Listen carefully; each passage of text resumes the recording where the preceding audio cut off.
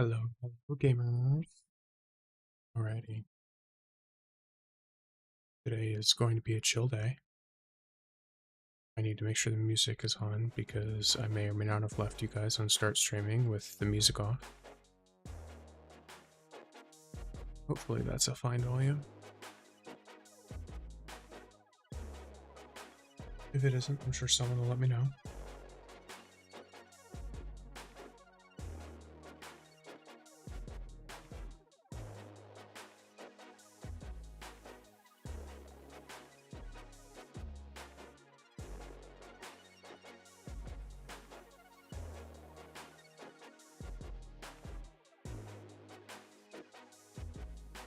Hello. Girl.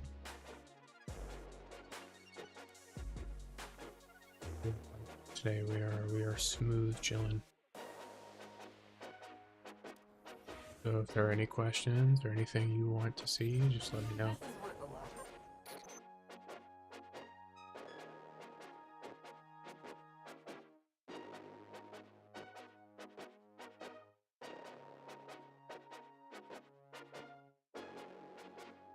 Just lurking, but I'll be around. Okay, that's totally fine. I am. Let me see. Oh, I may or may not have forgotten that the starting scene button was on and not the streaming button.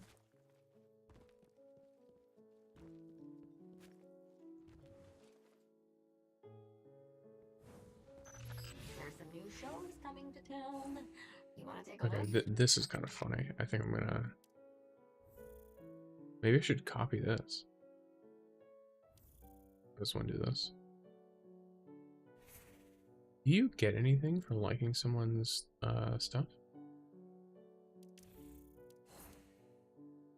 Oh, Lomo. Yeah, you do. You literally get a try. I've never done it before. I didn't really think about it. Okay, so the back home page. Front. Some stuff. Let's get. Oh, never mind. I have to. Do I have to use more pinnacle energy, or am I already topped out? Why is this marked then? Oh, it's the weekly reward. Gotcha. Oh yeah, I'm already tapped out. I'm okay. I've already done everything. Oh, let's see here. Okay.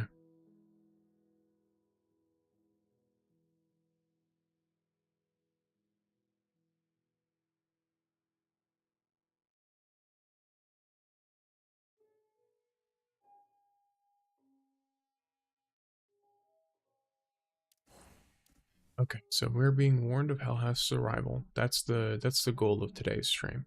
Is I'm trying to do as many things as I need to get Lumia leaves. So regardless of what the thing that I'm doing is, that is the goal. I want to get Lumia leaves. I want to really just tackle all that. I'm not too worried about being good on my pinnacle energy here. Though I'd love it if I could get some. I don't know, I'm between. No, definitely go for strikes.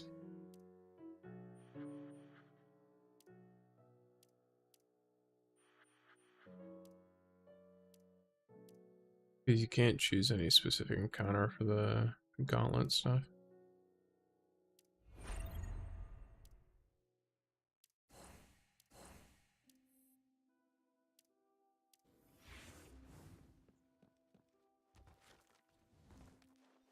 So, first thing, if we're really trying to get some Lumilius, gotta check to see if our Calamity Ops is done or not. That it is not, so we can roll up in here.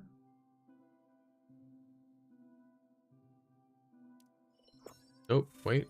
Oh, okay. It's already... You know what? I've already entered this. It is what it is. I am going to be rocking it with Estella, though. Not with something else. Yeah, let's do that. How have you been lately? Have you... Been unlucky? Sustained an injury? Suffered setbacks? No, I haven't. Don't worry.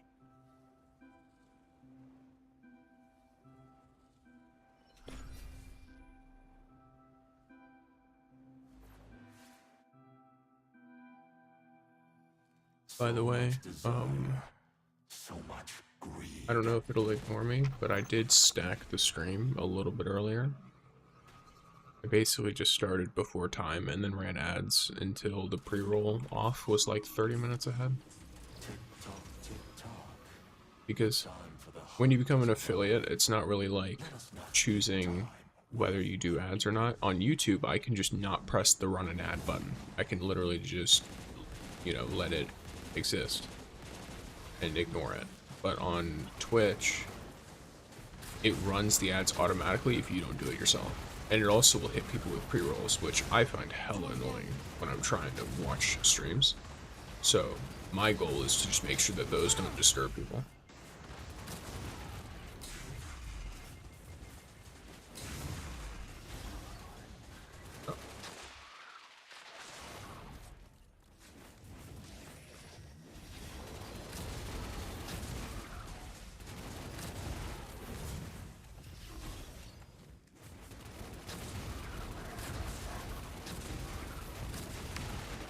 You must face your true self.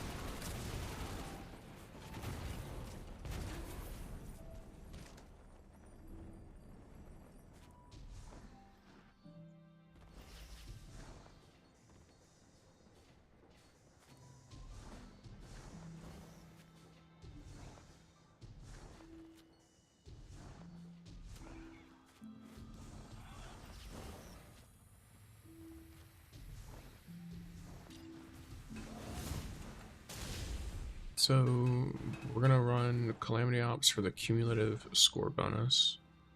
Why is it having me join? I'm like right next to y'all.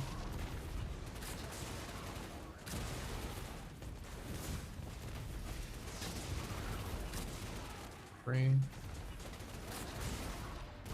There's something he lost his one. So I'm just blind.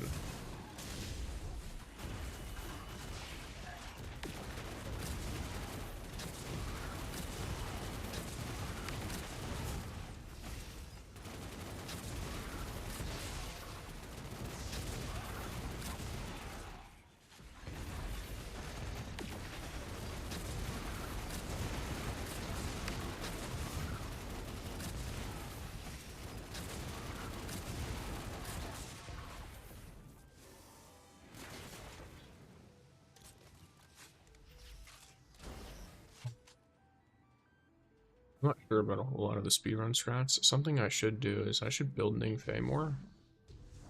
Because he's really good at this kind of stuff. And I could probably run... Let me think. So he's... Yeah, he's got that crossbow. That exotic. I don't have it, but he's got it. It's part of his kit. So maybe I should amp him up a little bit. And then get that. I wanted to get it for the build video, but I kept running it and it was not dropping. Absolutely was not. Full well, there is always a better solution. Violence. If the game is too loud, by the way, let me know. Because I know things are usually a bit louder on my end than for you guys, but...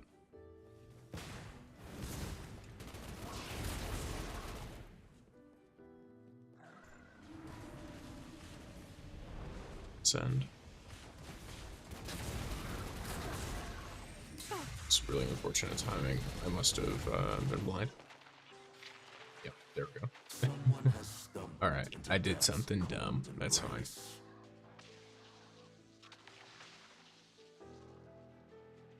First run of anything for the day, it's bound to happen. Just trying. Oh, well, okay.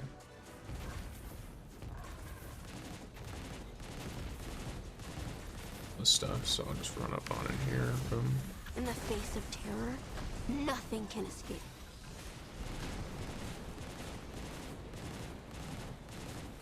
Why are you running from me, bro? There's no way that I'm doing anything threatening enough for you to be running away. I'm surprised that these guys behave like this, because they're way less aggressive than the brigand version. Like the brigands will run at you while they're walking around with the shield. But these ones run away.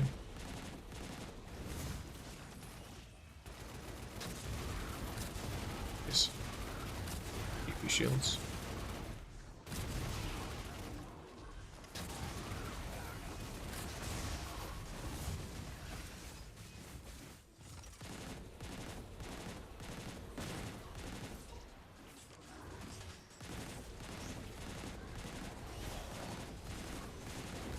First time in 3 billion years I'm pulling out the pulse rifle.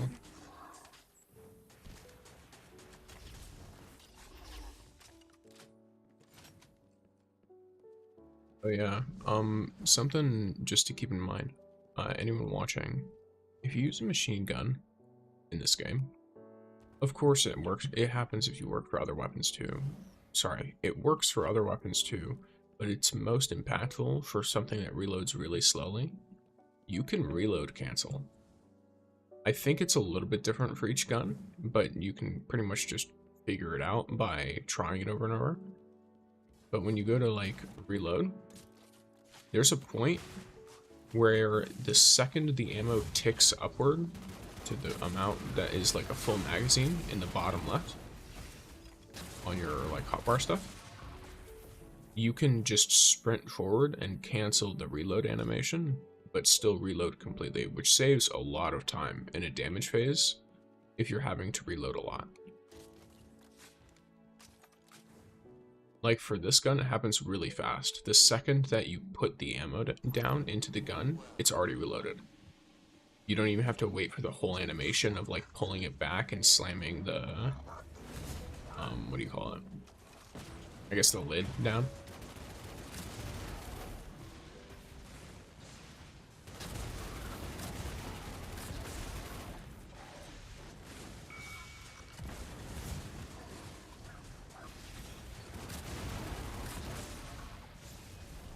Is going ham on some carbon.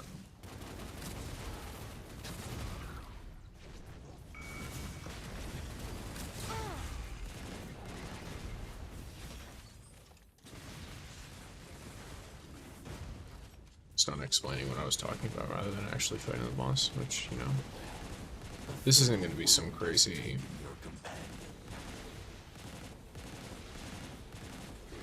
We also have a third teammate who's just not even at the boss. Yeah, what's up? I won't let you fall here.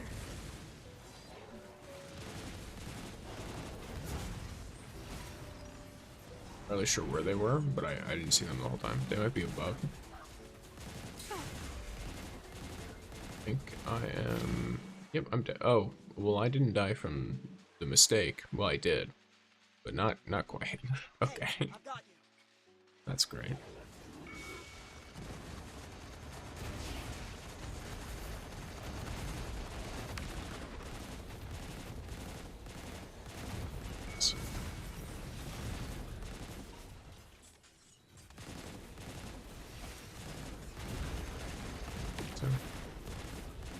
This guy.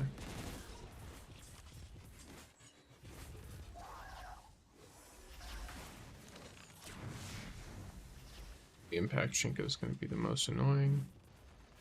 Let's get it out of the way. Yeah, this is like, I don't remember what level. You know, the actual enemy type matters too for these Shinkos. Because I swear the brigands are way easier to do. Oh, you're joking me. You're at the threshold. Yeah, you are. Cool. Your sins end here.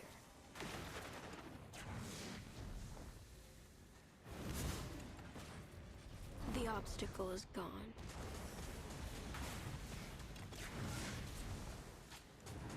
That's ready to go ham.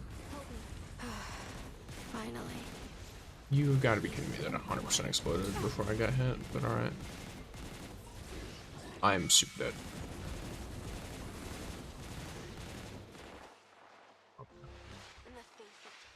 You must face your true self.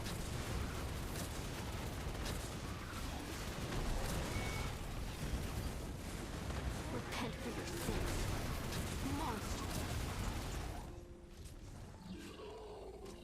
Completely forgot they were in Estella and they didn't use any of their stuff the whole time. Or at least I didn't see it. Maybe it just got insta-killed.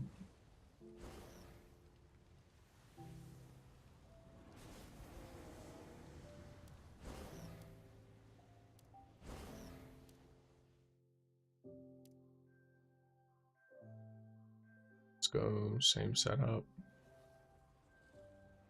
I don't know why it says I have no team score. I thought team score was for like objectives and I did a lot of them. Interesting.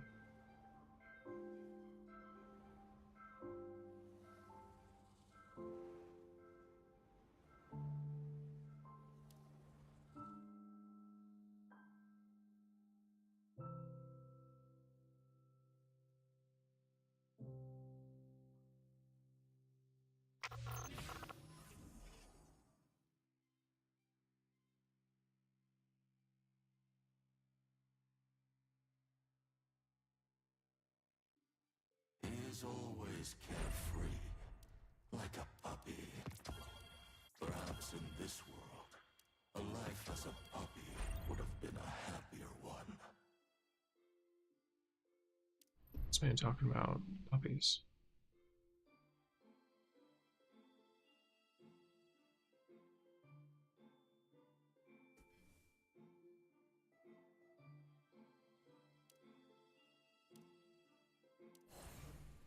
Let's play with. Sorry, I just... I have work to do. Rivals to beat. Eyes up. Don't worry, I've got this. What do you think, Tethra? It's the one I got my second gold medal on, right? Yeah.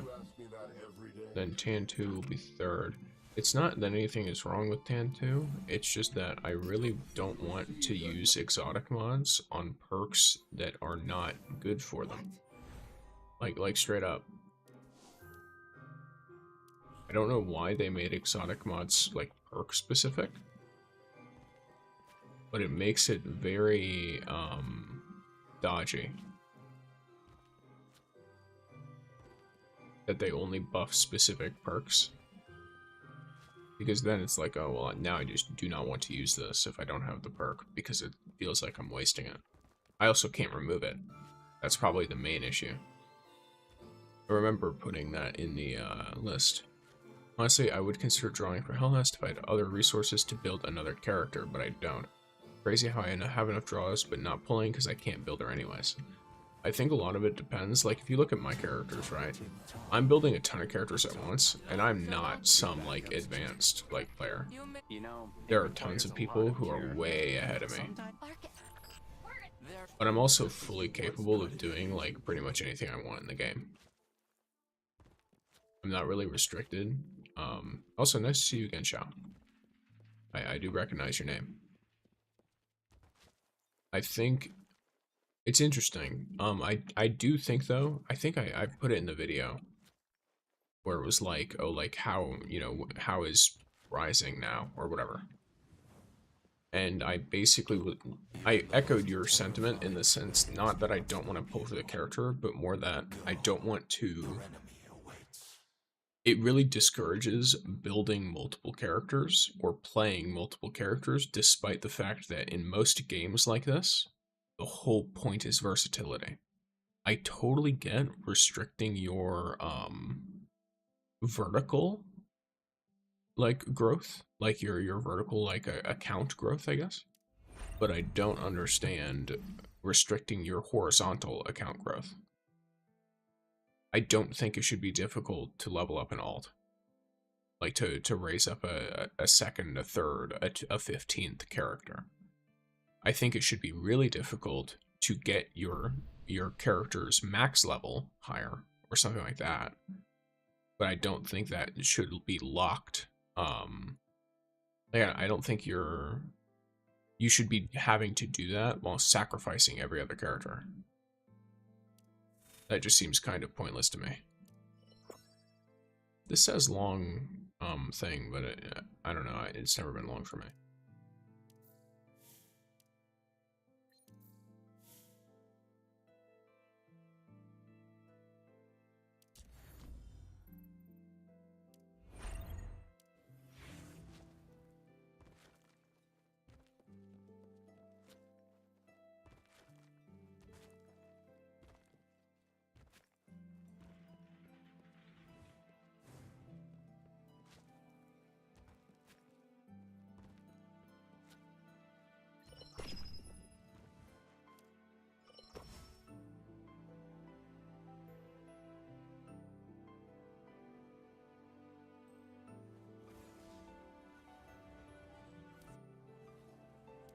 matter what we're up against.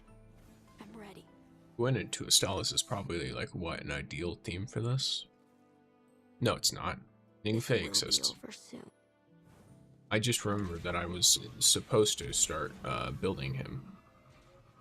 Well, not start building him. I have a build, but I need to start investing in him because he is quick. Yeah, agree. Would be nice if your max power character would also mean you could get your other characters. That is my thing. I wished that you could do that. Like, I really wished you could do that specifically, where it's like, oh, we are both blown up. But I wish you could somehow have like some modifier on your alts to bring them up to the level or to make them more similar to your main. Like, the problem is, right? If they do that, they have to redo their whole acclaim system. Realistically, all I want to do is be able to farm for the materials. I don't even need to like have it automatically done. More misfortune. Only happens now if they're the same element for artifacts and uses the same weapon types. True, yeah. Like, for example, getting Caber up was like kind of easy because I had already built other art characters. That being Atal, I think, was the main one. Because I hadn't built Ningfei at that point. I didn't even have Ningfei when I got Caber and Atal. Ningfei was the last mythic I got.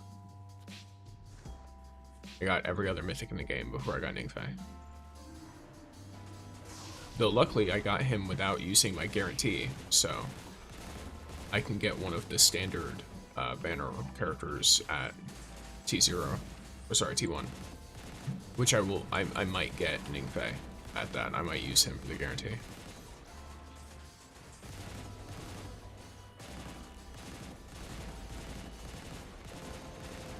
Okay. Gallows being so good at dealing with this stuff, it makes it so that I don't want to use any other weapon. The obstacle is gone. Like, Gallows should just be my primary.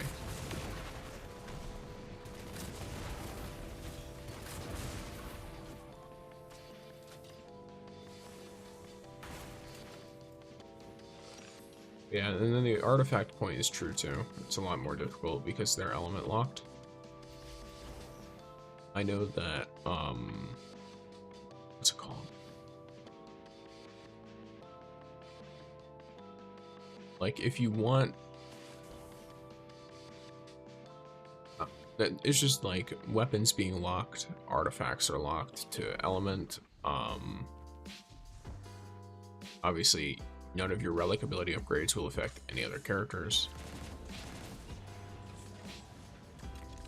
The relic abilities are probably, no, you can't even say they're the easiest because you have to use incandescent clusters later on. So it's like, yeah, it's tough. It's tough in general. There isn't really a whole lot you can do there to make it better, other than like literally revamping it. Because it's clear that they want to make incandescent clusters like an actual, like a limiting factor, you know what I mean? But doing that also, ooh, chat. Oh, yeah, I realized what was about to happen there. I forgot that, what do you call it? So these Shinkas are kind of funny because sometimes you can walk up to them and they'll run away from you. And so you can just keep unloading on them, and they won't fight back really. Imagine if they gave you some upgrade materials for each cold metal. Like if you got one, that would be nice. Something I think would be kind of nice is changing, like, I don't know. Maybe I'm trying to think, because it's like, yeah, I think giving upgrade materials would be nice. That's probably like a big one. The fatal wound has taken your companion. I won't let you fall here.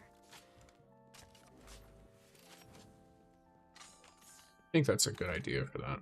It's like, because then you're still encouraging people.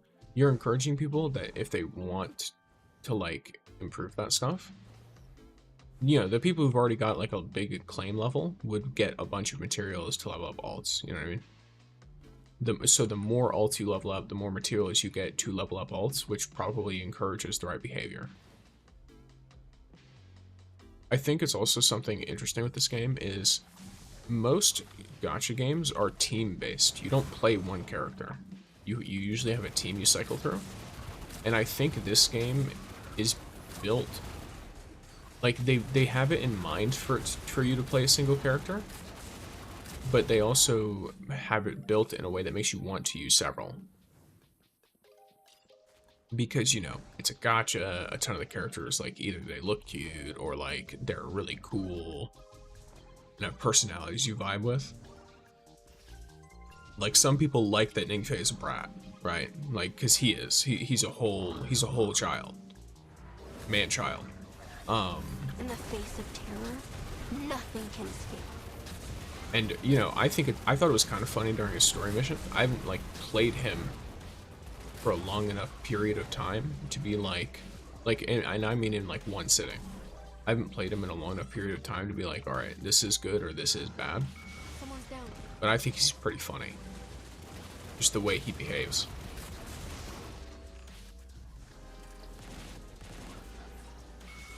I'll go with them, because we need to kill stuff faster. And I'm not going to be able to do the impact without this win. Not quick, at least. Because Gallows is good, but its abilities are kind of limited. Got hella heavy. Just both shoot at. Inserto's an impact weapon, isn't it? Any more misfortune?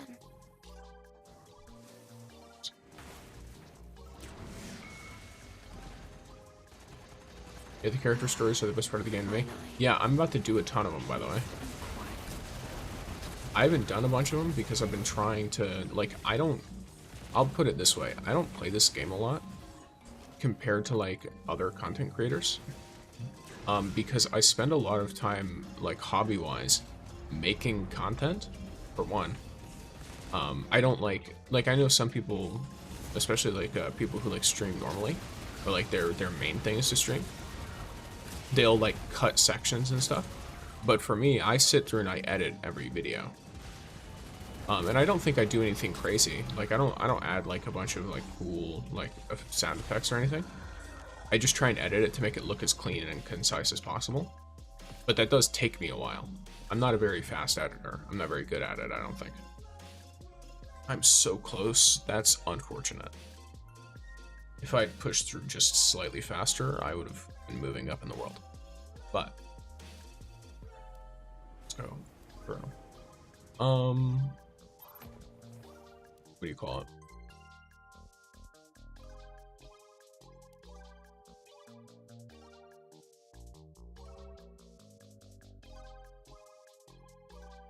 What was I getting at? Terrifying flames cannot stop you. Go. Your enemy awaits. Oh yeah, so a lot of the time when I'm playing, I get on while I'm like streaming and stuff, or before a video, and then I try to burn my pinnacle energy as fast as I can, and then I try to, you know, actually do the stuff I'm testing out for the video. Yeah, for sure. Here, I'll read out loud. Hope they do something soon to address some issues in the game. It seems like people are starting to get tired from the lack of resources, even when they are willing to pay with money or their time. Yeah, I would fully agree. I saw, it was funny, I saw like I think it was like a stream clip of a bunch of content creators for Rising. Because I think they like started on Rising. They'd been doing this like since like beta type stuff, right? So more established than me, because I didn't even play this game until I learned you could emulate it, which was right the day before it launched. I learned you could emulate it. Prior to then, I thought it was just a mobile game. Like I didn't even think that it would work well on an emulator because of the way it was designed.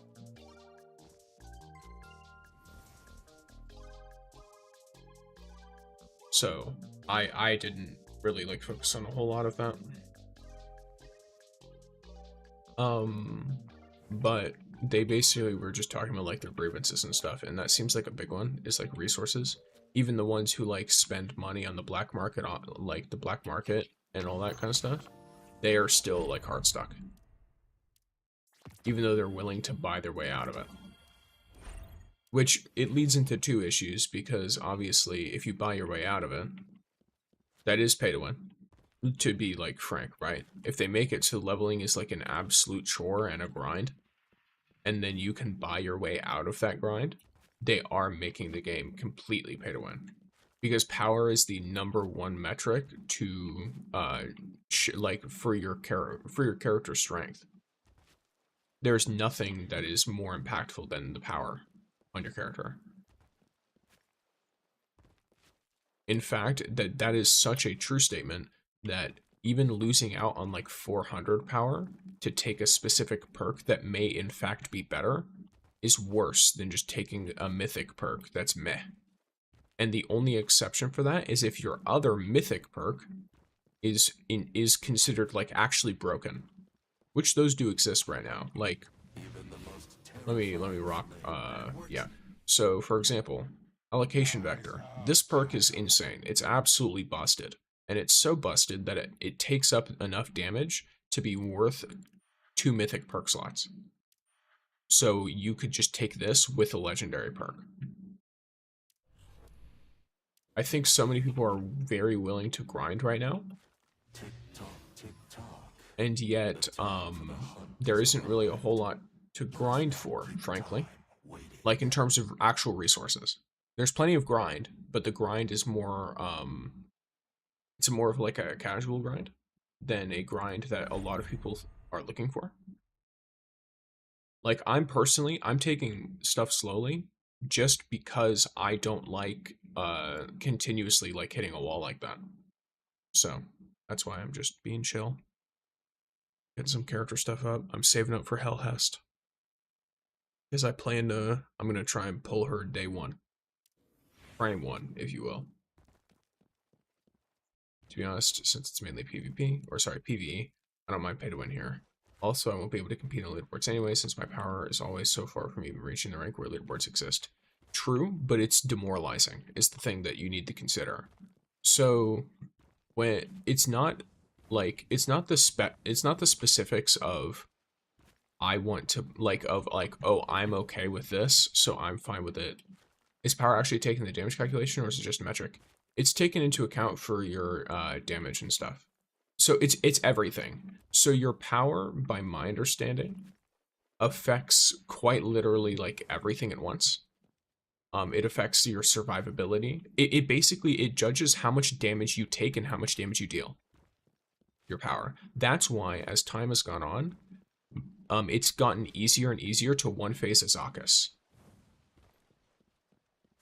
If you're under power requirements, it completely fucks you. Like, no joke, it will thoroughly annihilate you. If you're above power, though, it starts off being like neutral for the first, like, I don't know, like 5k or so. But as it gets higher and higher, you get, you start to, like, super out damage whatever's going on. And you also take very little damage. That's why if you run Azakus right now, like I could matchmake Azakus and I'll probably one-phase it no matter what character I'm playing, because someone's going to be playing a decent leveled character that just does crazy damage. Because of that, like you'll see people who are carrying like 80% damage in a matchmade Azakus. I actually practiced it in the practice range by changing my power with artifacts, and I did notice I took more damage when I had a lower level artifacts on, or I took them off, at least personally. But it might also depend on the practice range, because I don't know if the practice range has specific power requirements or if it's just the level stuff. Even the most terrifying flames cannot stop you. But yeah, so I think onto the thing I was saying before, Chow. And also welcome, Ahmed. I recognize you as well. So like for me, right? I'm thinking of psychological impact, because that's really important in a game like this.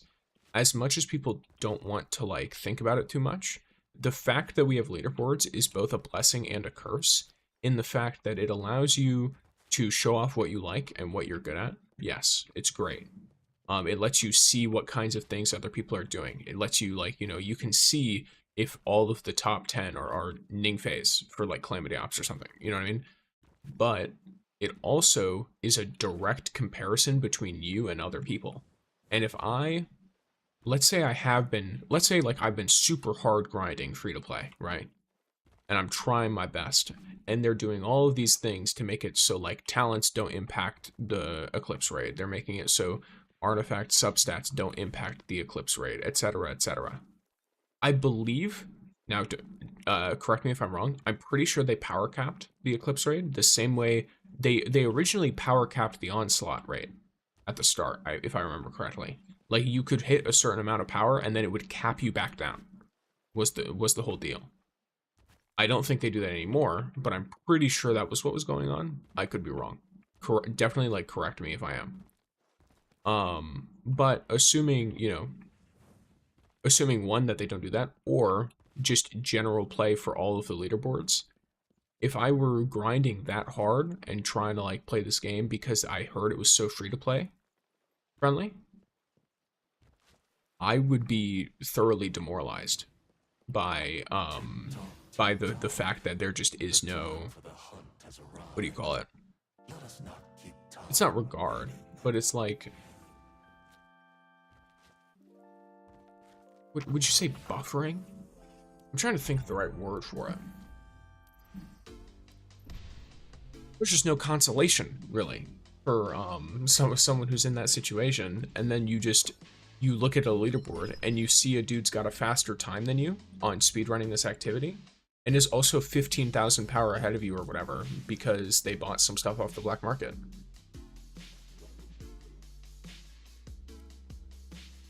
Don't worry. Like, look at the difference. So we're gonna look at the difference between this guy and me and the Squin, because me and the Squin are pretty much equal level, right? Yeah, I suppose so, since most player base comes from D2, not gacha games. I don't think most of this player base comes from D2. This game had this game had 10 million pre-registers. It is kind of normal for us, but normally you don't have it to the same extent. I think, you know what I think it might be? There might be a quiet amount of gacha gamers, but then the D2 community is really loud. Really loud. So, and usually, now I'm saying this as someone who's played quite a few gacha games, right? Usually the loud people start dictating the opinions of the other people in the community. And, you know. I think as well, though, that's like a big thing this game does have going for it. Because the characters are not quite as like, they don't have as much waifu material, which matters, funnily enough. Like having like waifu material in your game is really important for a gacha, because that's something that a lot of people pull for. Like, and they just won't pull if you don't have it, right? So this game not having as much of that, like there's characters that are cool, and some of the cool characters are women, but it's not like the whole like waifu thing, which is, you know, for some people the entire reason they pull. So, or like husbando or whatever.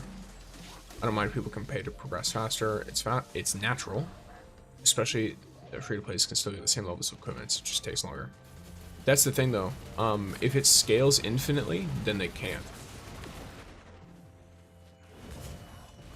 I don't know if this game stops at a certain point. I'm not 100% sure.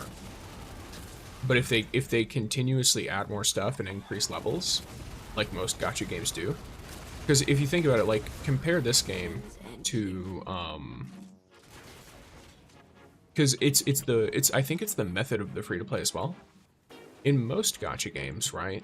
If I play like, let's say I play like Genshin Impact free-to-play, right? It's gonna be a whole chore to get any character I want. You have to save for a while. I have my wife suggesting like a complete game. Oh, I know.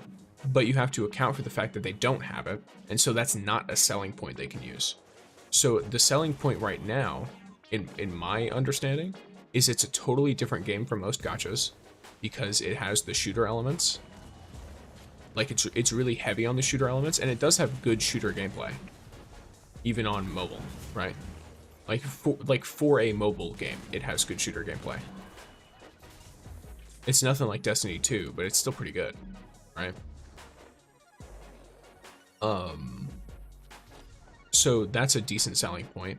The world is pretty unique for a gacha. That's a decent selling point. And then another big one is free-to-play. Like the free-to-play experience and how free-to-play friendly they're making the game is a selling point.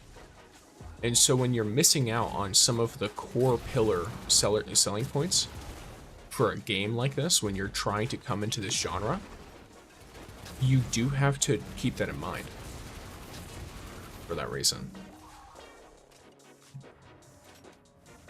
I'm not saying they should add like characters who are there just to be, you know, just to look nice. But I am saying that it is something they have to account for when they're trying to appeal to an audience of gamers that are like, they're into that.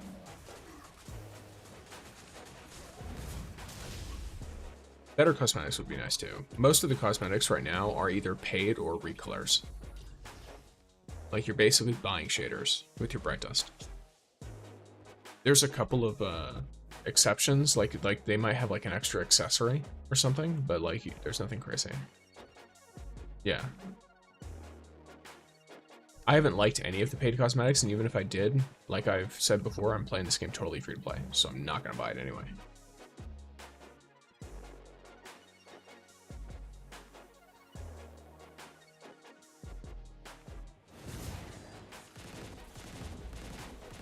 By the way, Ning Fei is really funny.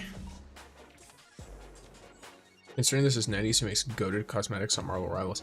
Yeah, it's really interesting. I assume it's a different team though. No? Like, I assume the teams are different. That's usually how they do this kind of stuff. They have different teams work on different projects. Because I don't think it's the Marvel Rivals team making this game.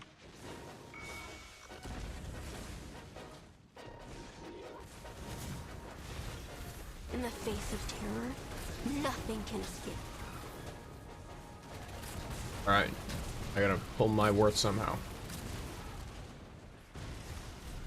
Let's prove my worth. Ning Fei's pulling us through real quick. We gotta show that we're worth it.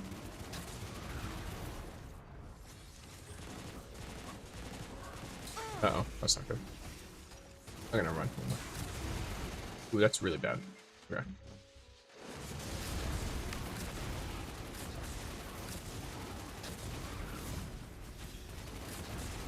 The obstacle is gone.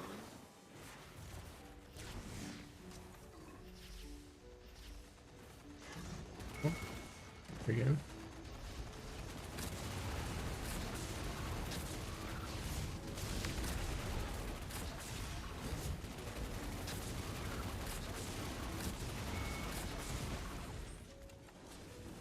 This one, they kill the guy. Okay. Boom, this should be really easy to do. If Rivals team was on Destiny Rising, Gotham would have had a swimsuit already. Very possibly, yeah. Yeah, Gwen would have definitely dropped with a swimsuit.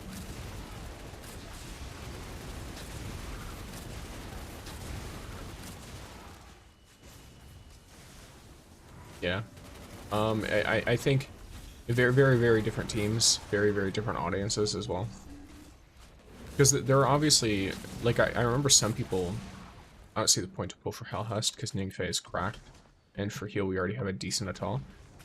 I think the main thing is that HELHEST kind of does everything. So from what I could tell, from people talking to me about it, as well as me watching her trailer, she has 3 different summons that each do different things. So she has, what do you call it? She has one that heals, one that debuffs, and one that deals damage. Ning Fei is really good for something like Calamity Ops, right? To be honest, he's really good in everything. But he's especially good in something like Calamity Ops, where you are needing to speedrun through stuff.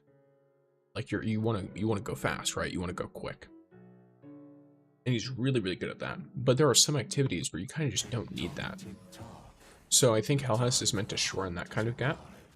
I do think, though, the Rising team probably didn't realize how strong Ningfei would be once people realized that you kind of need the speedrun stuff.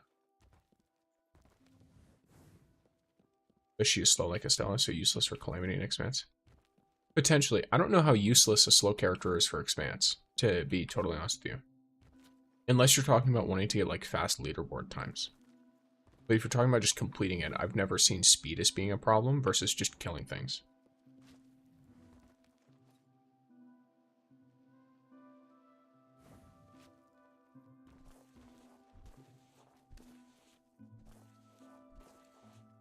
But yeah, it's the funny thing. I think it was like Astacross, which he's really chill. I like him a lot. But he it was really funny. I think he was talking about Rising, and he's like they would have made so much more money if they dropped Mara in a swimsuit. And it's so funny because he's right. He is right. Like if they dropped Mara Sob in this game, then there's that. Yeah, but Ning already clear Expanse. Yeah, but you could clear Expanse with Wolf. You could do every piece of content in the game with Wolf. So does that mean that they should never release another character because Wolf exists? I'm wondering what your point is there.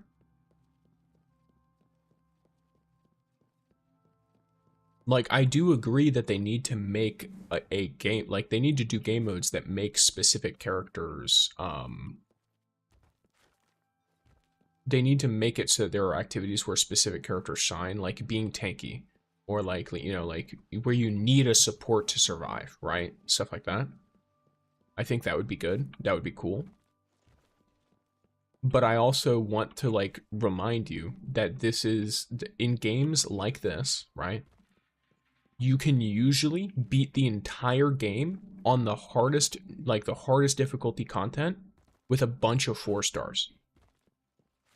Like, there, realistically, unless you're pushing leaderboard times, there is not a, like, if you go and play some gacha game, and you want to do, like, if you want to do, like, I don't know, what, I forget what they call it.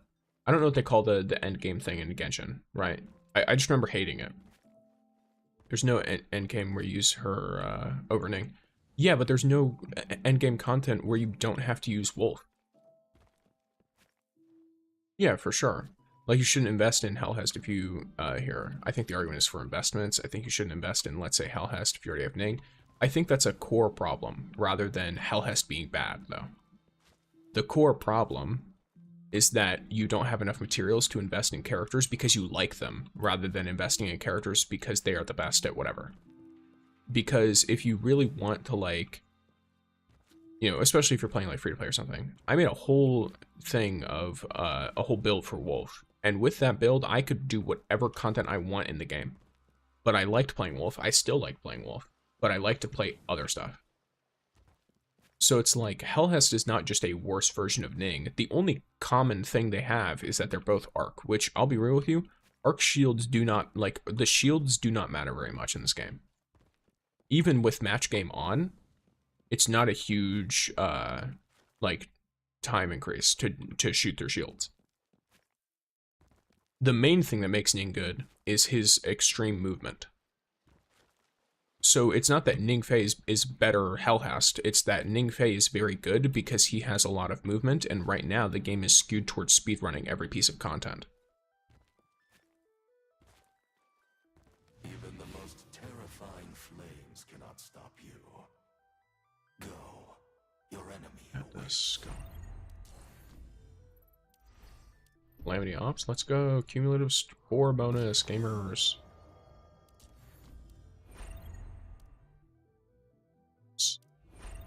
If netties don't provide materials to build it, 90% of players can't build their next mod. For sure, yeah.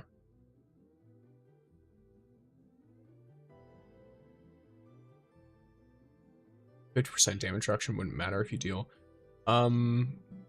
What damage reduction are you referring to?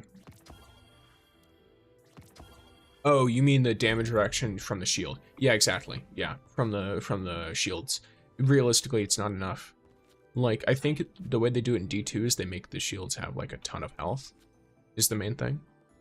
And then you have like the damage reduction, I'm pretty sure matters like way more in Destiny 2 or Destiny 1. But in Rising, it doesn't matter. You can overlevel everything to the extent that like you can just shoot through every energy shield you get.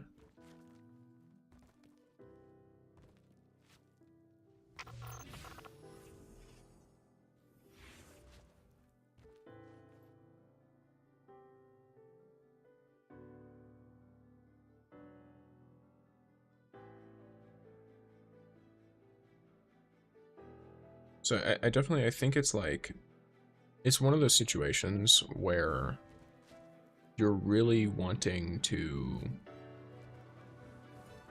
what would you call it? Yeah, you're like, there's just some core problems that I think that the game really wants to solve if they want people to care more about other characters. Yeah, well, like, let's, for example, right here. Now, keep in mind, I don't have like the highest level practice range unlocked, but I'm going to show you guys something real quick. We're going to go and take a look at something. I want you guys to take a walk with me, right?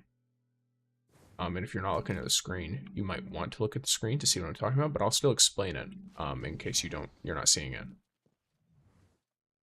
Oh, let me see here. Like, let's say, you know, you're in, I don't know, I'll just rip it from, let's see.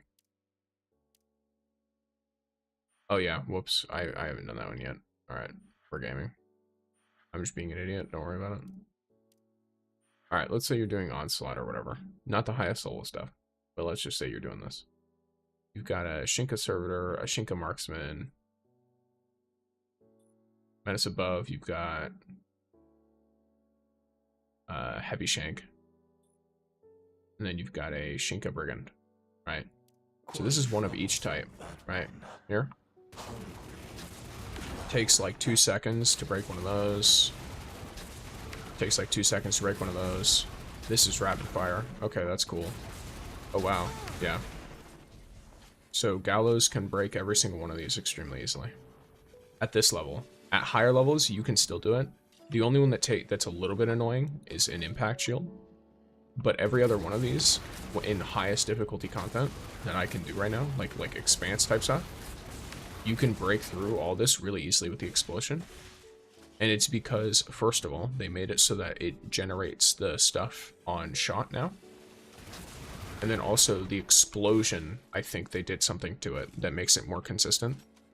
So now I can shoot in the middle of a spread Shinka and break the shield. I can shoot the orb on a precision Shinka and you can see how it chunks downward.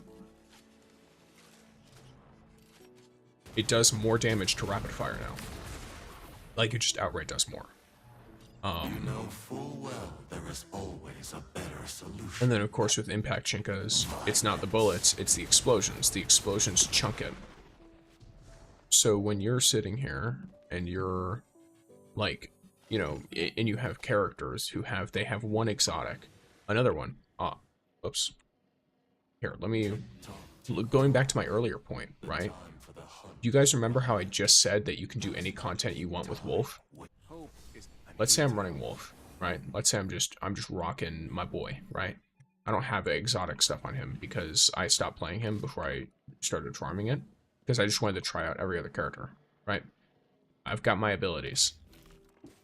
Okay, let's see how this goes, right? One shot, spread shank done. Auto rifles, extremely good at dealing with precision Shinkas. The only thing that's kind of slow is the rapid fire. Even 90 level. It is easier, yeah. But I'm still making the point of, like, when you compare it to the weapons that are built for this, you are still, like, not much slower on some of these characters. Some of these options are way easier to deal with. Marking a new threat. Obviously.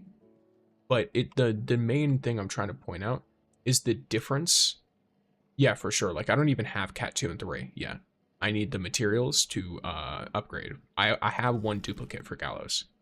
But like, the main thing I'm trying to point out is like, let's say I switch to someone who's built for this. Let's say I've got Gwen, right? And I run in with a shotgun, okay? Right, so you can do that real quick, right? It's like 1 or 2 shotgun shots, and you get, and you do like a little bit of your impact stuff. Zeb, let's get back into the fight.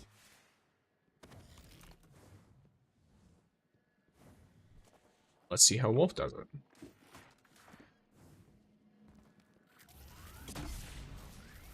He does the same amount of damage with one of Gwen's shotgun shots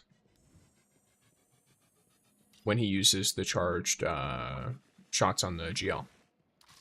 In addition to that, he has a, you know, a weapon that can do rapid fire. But you overpower, the difference is diminished. It's all about in-game content where you are always underpowered. Potentially. You could say that. Like, you could say it's all about, like, the underpowered stuff.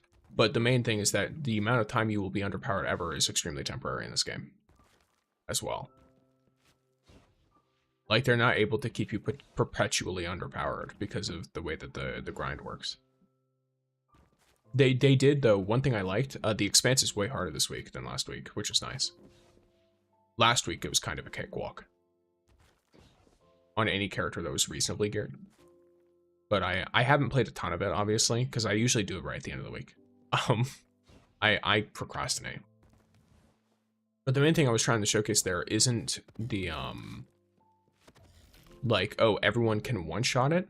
It was that the amount of damage you physically do is almost exactly the same to the impact shields, especially on Wolf.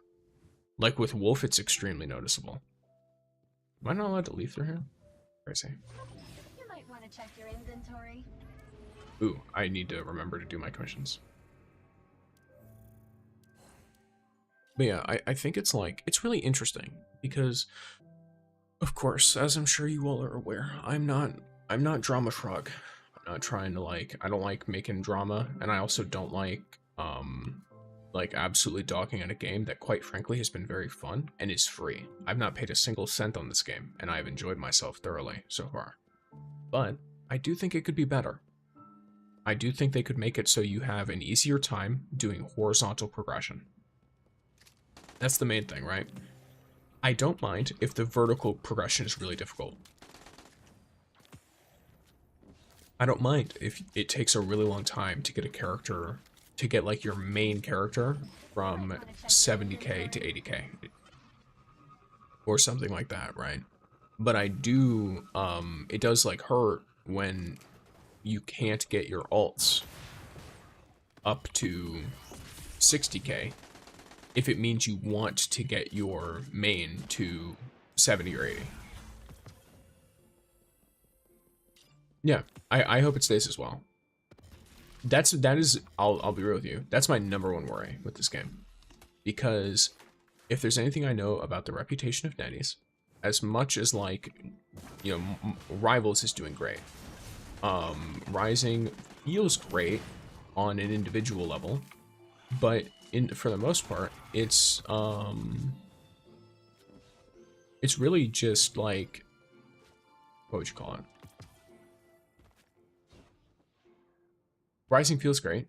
Some people are reporting the numbers as not being great, which is, you know, it's slightly concerning, of course, because netties, the big thing with their reputation, from my perspective, is they have a habit of dropping games that are actually really good.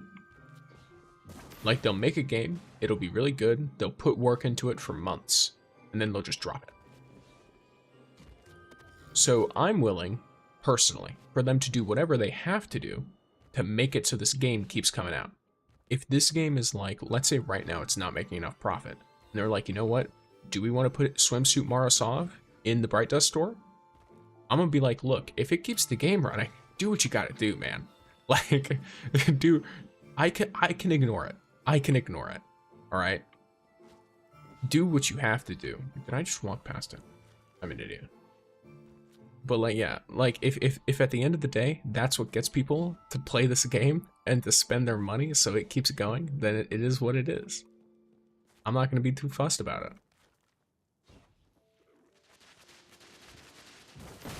You know what? I'm going to make sure I don't have any clips on my channel. I need to figure out how to make a clip of that specifically, because Let me try and do that real What you're quick. gonna find in your bag. Is that you know what? That's what I want people to understand. Is my opinion. How's that even work?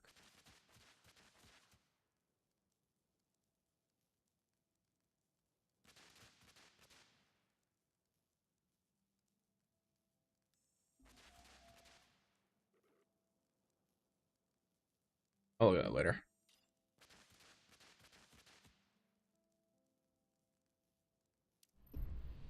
I'll probably just have to clip it myself later.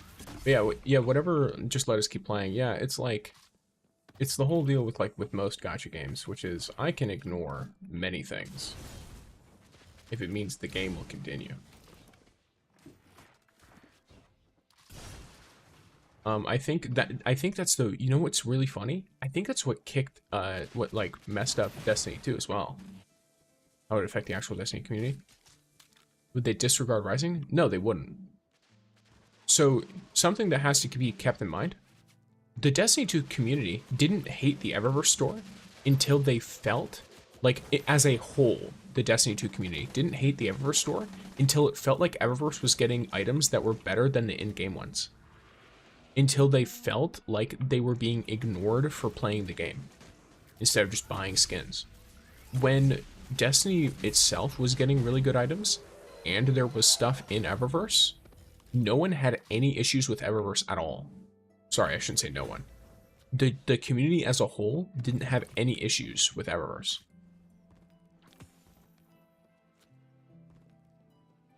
Like the general community. So when you have this situation where it's like, will the OG like Destiny players, will they like that it's in the game? Maybe not. Maybe they won't. But I'll tell you one thing, they're not going to stop playing it if it's good. As long as the game is good, they're not going to care. They pay for expansion too, so it's not the same here. True, but it's also like, you know, it's the mentality. We're not talking about them in, like, they're going to be taking into account everything. So they pay for expansions, correct. But they want, so think of Iron Banner. Do you have to pay to play Iron Banner? By my understanding, you don't.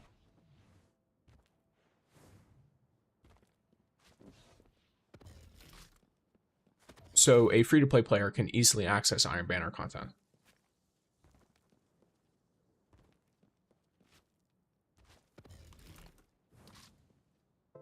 A free-to-play player can also easily access all of the Portal content. And yet, right now, the main thing that the community is really, really annoyed at with cosmetics is that the Bright Dust store has gained, like, what, 4 new full armor sets? The Iron Banner, it was revealed, the original Iron Banner set was turned into a paid ornament set. And then the Portal has 4 color variants, literally 4 shaders of the same set of armor.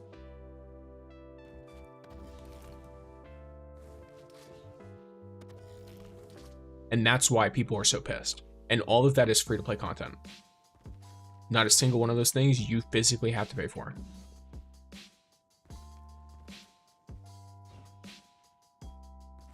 So, like, yes, we do pay for Destiny expansions. And yes, we expect more because of that. That's why I'm saying I don't think Destiny players are going to give a shit if certain cosmetics are added to Rising. Because they don't have to pay for expansions in this game. And as long as the game is good, they're not going to care. They will continue to play it. Because at the end of the day, what Destiny players want is the game to be good. They want to, if they feel rewarded for playing the game, they will keep playing it. Just like they always have. The issue with Destiny 2 right now is that players will get on the game and they will not feel rewarded.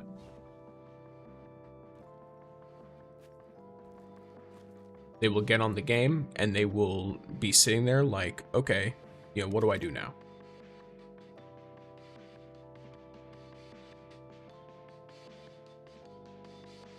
I mean, you see all the memes all the time of people being like, oh, what's it called?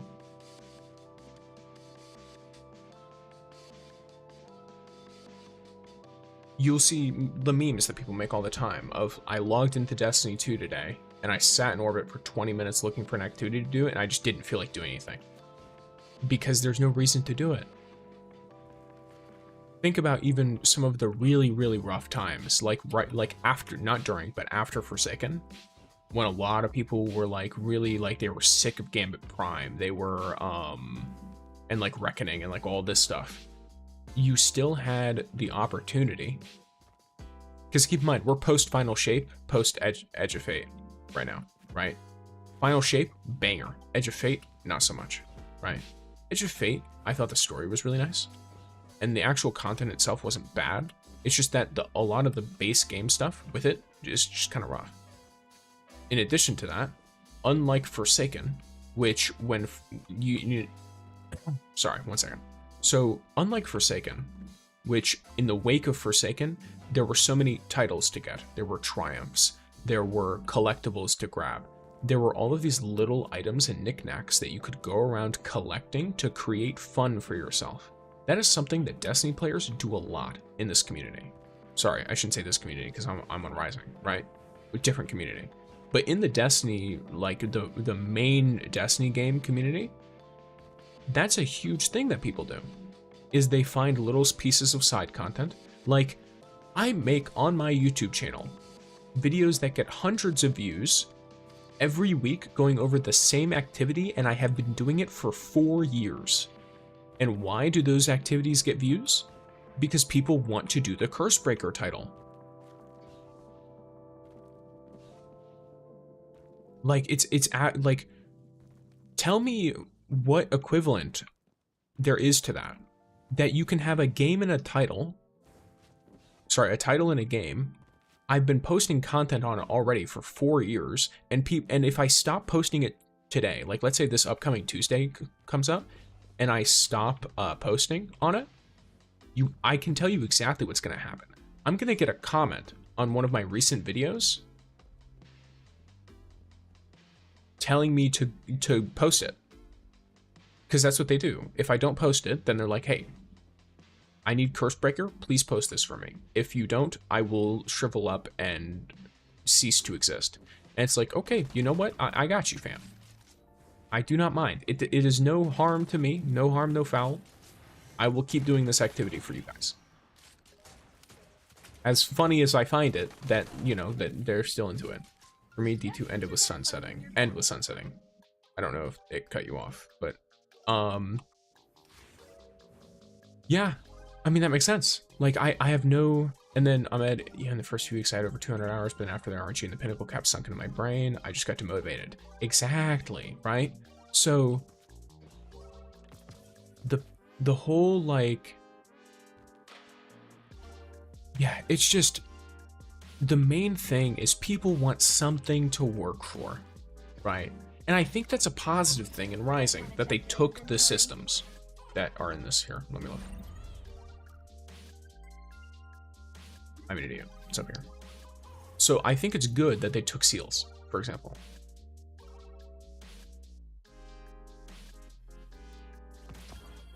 Like, taking seals, I think, is really good. Seals are a really nice way to just passively get people to play the game and want to unlock things, because they want to show off seals to their friends, or they want to show off seals to, I don't know, anyone, right? Other players, everything. The leaderboards are also pretty nice for that. The issue, of course, is how it feels to actually go around and, like, level the characters, because that's the main, like, entry point, right? I think that it's really important for them to improve that experience by making it easier to do horizontal progression. Genuinely. I think, like, for example, a good thing is you can farm exotics forever, right? I could theoretically have them more bugged. That is another thing. That is a little unfortunate. Now, I have Angler. I'll be real with you. Angler was the only one that I cared about. I looked at this whole list and I saw all of these high-end activities, and I was like, you know what? I'm gonna fish. And that's what I did. And now I'm an angler, right? I've got my 5 exotic fish. I've acquired every single fishing rod. I've leveled it up to like the max that you actually get good shit from it. All of that. And I did it. I'm there now. But it is no understatement that like a bunch of those triumphs were super buggy when the game dropped. I remember being like, huh, I was supposed to get this triumph from this thing. I wonder what happened. And it just, it just don't work. And it's like, you know what? Fair enough. All right. I'll go do something else. You get the loot, I get their codes and data. Pleasure working with you, Lightbearer. Look, it's you in game. Ahmed. Though I really don't like Ahmed's voice in game. I don't like it at all. I don't know, it sounds really weird to me. Maybe it's because they try, like, I don't know. It sounds like an AI doing a southern accent. And I really don't like it. I don't know if it's because he's actually AI, because I didn't look too into it. Or if it's just the person who voiced him, like the direction they gave him was really weird. Because it doesn't even sound like a person speaking. So like if someone were speaking without direction, I don't think they would speak like that.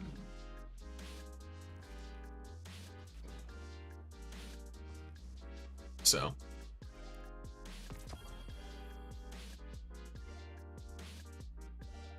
Yes, I've conquered the fish race in Destiny 2. Or sorry, in Destiny.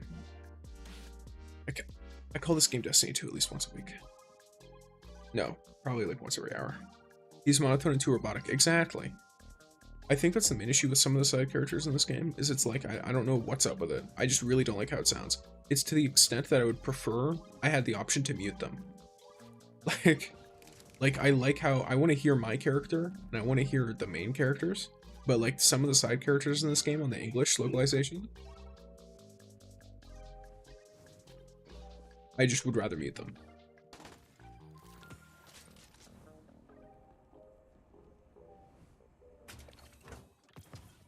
That's my take on it.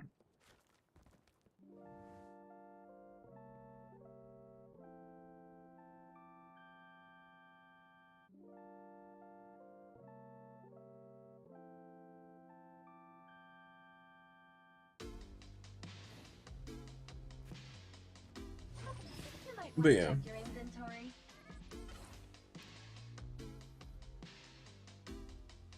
Let's see, what more stuff do we have? Oh, let's see how many draws we have. Okay, so if I turn this on. So I've got 43 draws right now on free to play, which is a vibe. It's not a guarantee. It's not a guarantee, but it is, we're getting somewhere.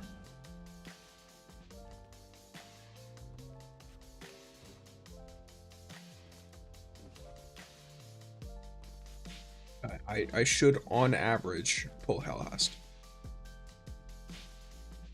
It is going to be really funny and also anticlimactic, though, if I get her on my first pull.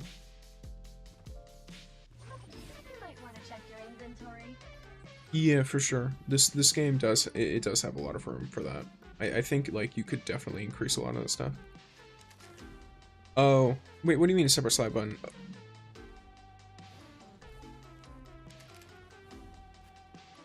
Or is that on mobile? What's the issue with the slide? Because for me, it's just control. The only difference is I can't crouch and teabag people.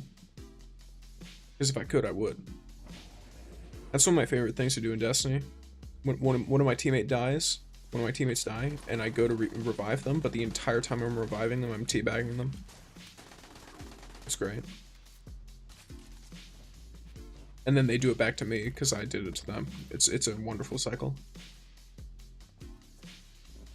So test. For mobile, okay. Is it like tapping the sprint while you're like, or tapping like a different button while you crouch or something? Or sorry, while you sprint? Because I tried playing the game on mobile and I just had a really rough time. I don't like playing mobile games very much. Yeah, here, let me... Well, that's the bounty port, so I'm not about to... Wait, what?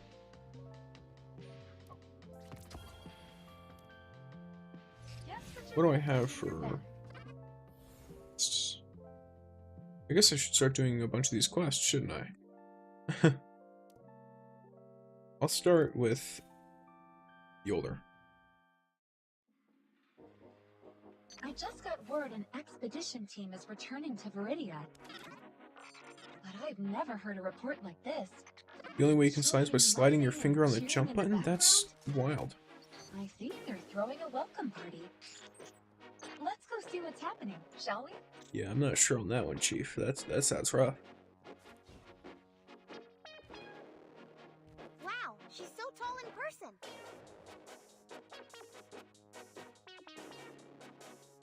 Hey there. Couldn't help overhearing the celebration. Oh, these kids look like nightmare fuel, bro. Haven't you heard? I'll post here, just want you all to do great work. By the way, in that video you mentioned Resident Conjunction. Okay, so, Davian. Yes, so I had initially thought that. I tried testing it again, and it was extremely inconsistent. So I'm trying to figure out if that's actually what's working it. I would say I would believe him over myself, if I'm being personal. Like, because I tried testing it again, and I found it to be less consistent than when I had initially tested it. So I would believe Agent F over myself. Regardless, I'm pretty interested in hearing what. So I'm planning to make sure I test it again and then put a pinned comment about me being incorrect, assuming I am. In which case, I would recommend running either Healing Conjunction instead, or run Sub-Gravity with Unrelenting Evolution. Here, I can write it out even. So...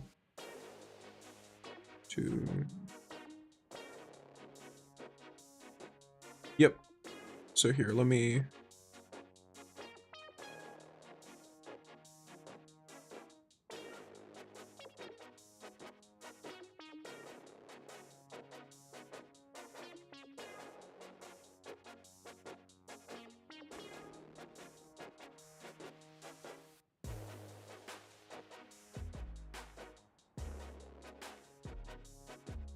There. So I'll leave that as a note there. If Resolute Conjunction doesn't work with Unrelenting Evolution, use either Healing and Resolute Conjunction, or Sub-Gravity with Unrelenting Evolution.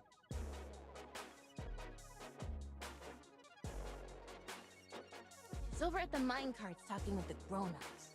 Yo, I'm sorry, but these children are See you horrifying. around. Yeah, it's rough, especially that I'm used to mobile FPS games. So, I've never actually played a mobile FPS game Your on that. stubbornness might lead you to the same dead end as Igolius. Oh, please. I'm way more mature than him. By the way, if I mispronounce any of your names, tell me immediately, because what will happen is my brain will get me to continue mispronouncing it if I'm believing it's correct. So if I pronounce your name and you're like, this silly American boy, and then you want to correct me, like, go ahead and do it. If I'm mispronouncing it, it's not intentional. It's because I don't know. Okay, so we got Rhea here. Rhea? And don't compare me to someone like Igolius. He's a total hat. Really? I'd say you're right on his level. You can't even fess up to your own mistakes. Sorry to interrupt, but I'm looking for Lady Yolder. Who are you? We're here helping Lord Radagast. This is Wolf, and I'm Zev. So you're Lord Radagast Ironwolfer. I've heard of you. I'm Rhea, and the rude one is Lesnar. We're apprentices Not of all of them. Lady Yolder, which You're makes pronouncing us just fine? candidates Okay, for that's the title good. of the next Iron Champion. Sorry about my partner here. He just made a fool of himself while escorting the expedition squad. Yes, I assumed covers the up at his would be in there. anxiety and frustration. Stop apologizing for me, Rhea. And don't think for a second that Lady Yolder favors you for the title. I thought you would have learned not to celebrate too early back in Budapest. You and I remember Budapest very differently. So, where can I find your lady? She's probably at the loading dock at the town entrance. Now, could you give us a moment alone? I don't think there was anything wrong with the way I handled that escort. Lesnar, only a Oh, child God, would these keep people. denying things like this. Maybe you are cut from the same cloth as Igolius after all. Stop trying to get into me. Why can I hear them from here? I got a way to get away from that awkward-ass conversation. Just a little bit faster. Doing the story. I'm doing character quests for Lumilius, like, unironically. That was someone on the Twitch asking, by the way, because I do the funny multi stream where I stream on both YouTube and Twitch. Though most of the people who watch me on Twitch lurk, which is interesting. Like they don't like actively interact. Nice to meet you, Lady Older. My name Bonjour. Is We I'm just gonna like call your you LX. preferences. They, certainly don't mince words, that's for sure.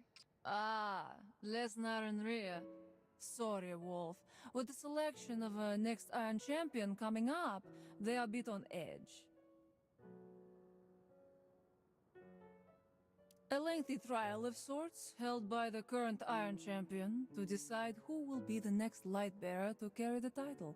Every battle is a test, in which my apprentices must show me everything they are capable of. Their performance will be recorded, graded, and ultimately used to decide the victor. Rhea and Lesnar have entered the finals, so to speak. They've fought alongside me for more than 3 years now. sorry, but I'm still kind of curious. Everyone always mentions the Iron Champion, but what exactly do you do? Lady Older, sorry for interrupting you, but we've spotted Cabal soldiers scouting along the route you just took. It's possible they wanted to attack us before, but got cold feet. Lumi and Lisa are a completely different conversation to be had, especially from Triumphs. Yeah. Don't worry, I'll handle them. 2 days work for 5 leaves. For Triumphs, I definitely get that. I think it's kind of rough because I think the reason they do that is the same as the reason, like, it's done in, like, you know, what do you call it? Like, if you play, Wuwa or, like, Genshin, you could get, like, 10,000 kills with a certain weapon or damage type. And then you'll get 5 Primo Gems or 10 Primo Gems or whatever. I think it's just because they don't take it as you're doing it all in one. They take it as you're doing it, like you're doing so many of them at once that it's meant to be just general, like a general increase to your Lumia Leaf stuff. I think it would be nice if they increased it from specific activities though. Which one of you is the boss? Huh. Like, I wouldn't have ignored the character quests for so long if they gave more than 30 Lumia Leaves. But right now I'm basically just grinding for pulls because I think something I'll try and do every time there's a new character is I'm gonna try and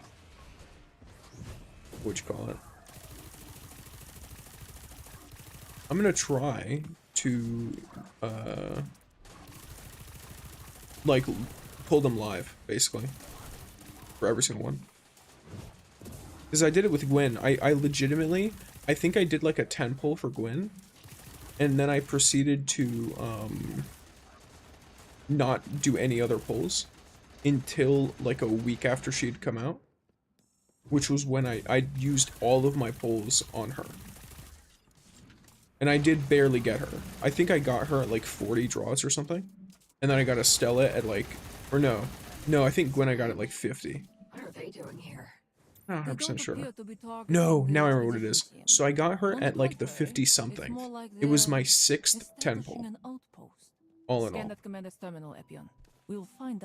Yeah, a gacha stream, basically, yeah. Because I consider it's a nice little event. People get to watch me do that. I get to experiment with the character live. Anyone who knows stuff from like the beta or whatever can tell me about it, or from data mining, and I can figure it out a little bit quicker, that kind of thing. I'm not going to do some like crazy investment where like I max out HELHEST in 2 seconds. But I'll like, you know, I'll save up some of the ARC stuff for her. Yeah, that looks like a great Pathfind. Sick. Directly into a wall.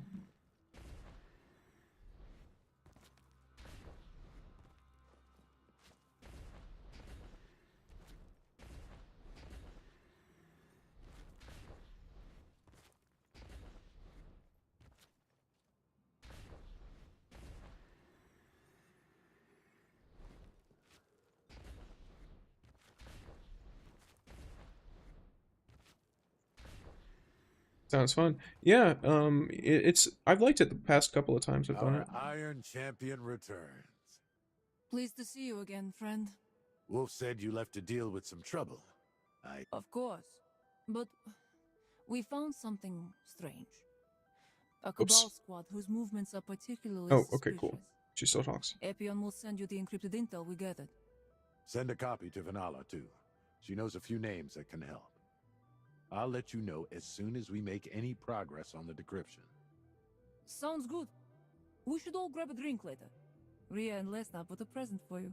Hopefully it's something Best's Ring normal. of Safeguarding. The I think Ring of Safeguarding is alright. The issue is, at least from my perspective, the times I've been playing her, even in like Expanse and stuff, I've not really had it proc very much. Let me see. If you're looking for that survivability, I personally is here. Ring of Safeguarding is here, right? Yeah. Weird. Why is she still wearing the helmet while talking to Saladin? I have no idea, to be honest. She's a bit of a weirdo, I guess. Oh yeah, this is from when I was testing it earlier.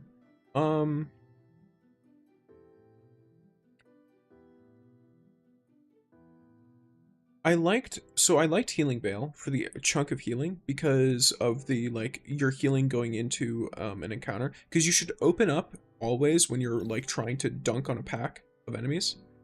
You always want to open up with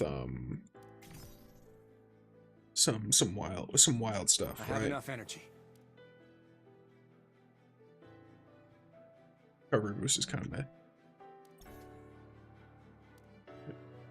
Pull this in. Yeah, I think Ring of Safeguarding is alright. It's just, I don't know, it's kind of rough because she's already generating so much overshield that if you can heal yourself out of the situation in any way at all, you will still get a ton of overshield when you hit that like dangerous threshold. I haven't noticed it specifically coming in handy a whole lot.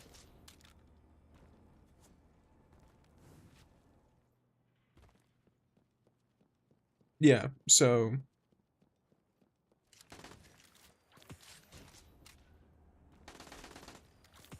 yeah, because I usually run, so the way that I do stuff, because for me, at least in my opinion, power is relative. So when I have a bunch of characters that are lower power, my way of testing them out is just chucking them in something that is over leveled. Like that's all I gotta do. I don't really have to do, like, I don't have to go into the most endgame of stuff. My goal is just, I'm going to run you through an activity that is above your level by a significant amount and just see how you do. And from my perspective, Safeguarding, like, it would proc, but it just felt more impactful to use something else for me. For DR and stuff.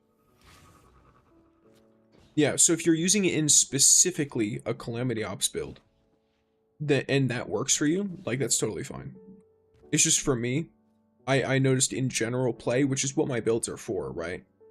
I don't really give you a whole lot of hyper-specific stuff unless the character is only good in one situation. Getting your ship not broken in the first place is better than getting a plan B when it is broken. That's my thinking. Like, having a, for example, right? Here, let me like, pull off to the side here. So if I chuck her on real quick. Speaking of which, I keep forgetting to chuck on Ningfei. So let's say, like, I'm playing her, right? There's obviously the healing and the overshield, and then I could chuck on, what do you call it? I could chuck on Conjunction for extra healing. I could chuck on Veil for extra healing.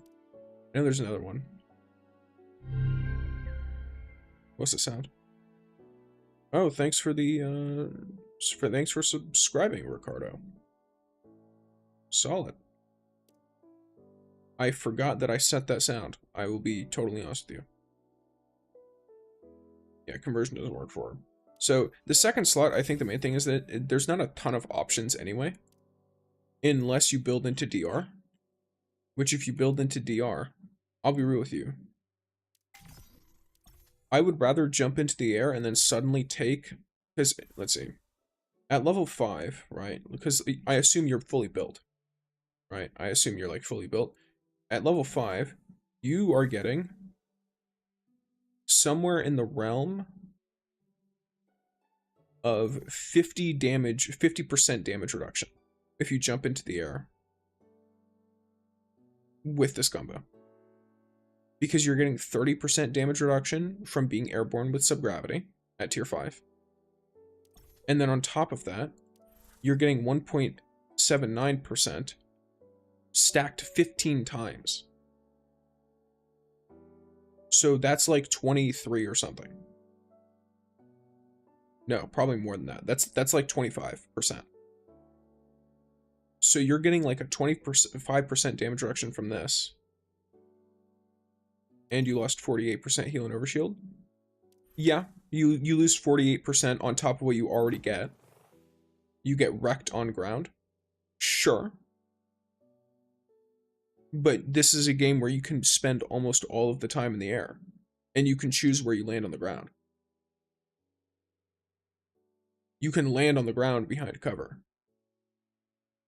Her skills already give you a ton of healing, though. That's another thing. Her skills give her tons of healing. And you have to heal less, because you're getting 50% damage reduction. So if I'm getting 50% damage reduction in the air, keep in mind, I keep the armored effect when I land on the ground. It's 50, though, because you're getting the combo effect. Safeguarding doesn't do anything unless your shield breaks. So you are getting the effect of these two combining, which this is a 30% damage reduction whenever you're in the air. This armored effect, as long as you're jumping in the air frequently, this armored effect goes away every 1 second over 15 seconds. You're keeping this effect even when you're on the ground. The armored effect does not go away the second you lose the other one. You retain it. It falls off, but you do retain it. And yeah, overshield also has a cap. You can only get so much overshield. You can never, by my understanding, damage reduction doesn't have a cap. It's additive, so it's not like multiplicative or anything. Like, it doesn't scale insane. But damage reduction doesn't have a cap on it. So, unrelenting subgravity and unrelenting evolution gives an insane amount of, I know how this works. No one's saying you don't know how this works. I'm just explaining to you that the reason why I recommend this is because of that.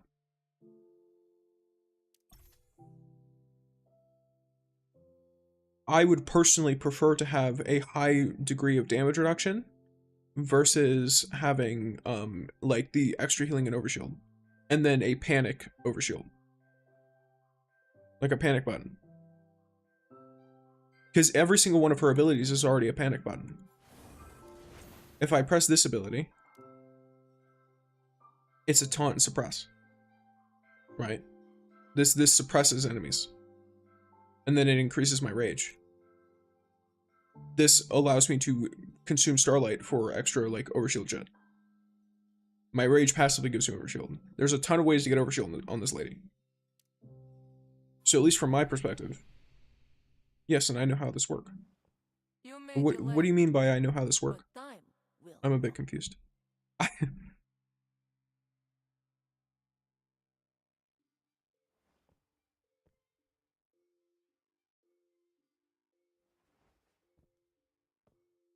And I have my own experience from high-level content. Yes, no one's discounting that experience, brother. To be honest, I don't No one even think said you're we should wrong. just- You just theory craft. Okay. Okay, broski. Master Calamity. Okay. What is the difference between playing Master Calamity and playing something 15k under? Underpower. Aside from Morshinkas, obviously. Like, are there modifiers in Master Calamity that changed significantly how the game plays? I know that they have, like, match game.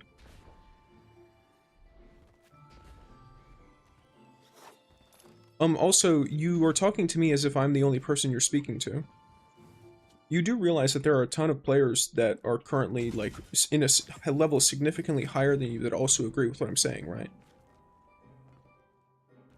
I mean, I think we just had someone come in and talk about, Agent Furious. He's, like, one of the more progressed players in the entire game. Also talks to a bunch of players at the same level as he is. And from what I have just heard from someone coming in the chat, he has the same idea. Zui Mama, what is up? Hello. Welcome into the chat.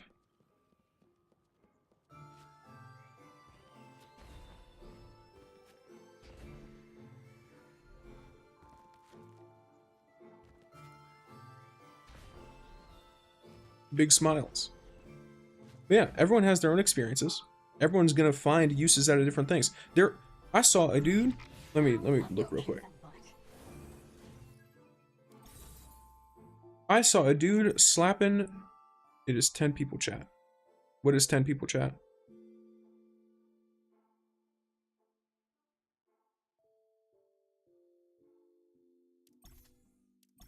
I don't know what 10 people chat is, but I saw a dude rocking, he did not care about his survivability at all. He was rocking a full setup for damage with SMGs. I'm also gathering stuff for HELHEST. Perfect. Everybody wants this lady. She's great. I mean, her being connected to Fellwinter sealed the deal for me. I'll be completely honest with you. Like, the idea of her having connections to Lord Fellwinter, one of my favorite characters, like, period, is great. I don't think he ran this. He ran... Am I stupid? Am I blind? There it is. He was running like Rampaging Procession. He was running... What's the other Procession perk in this? But no problem. I just accidentally end here by YouTube recommendation. Bye. Alright. Yep. Have a good day. Enjoy your build.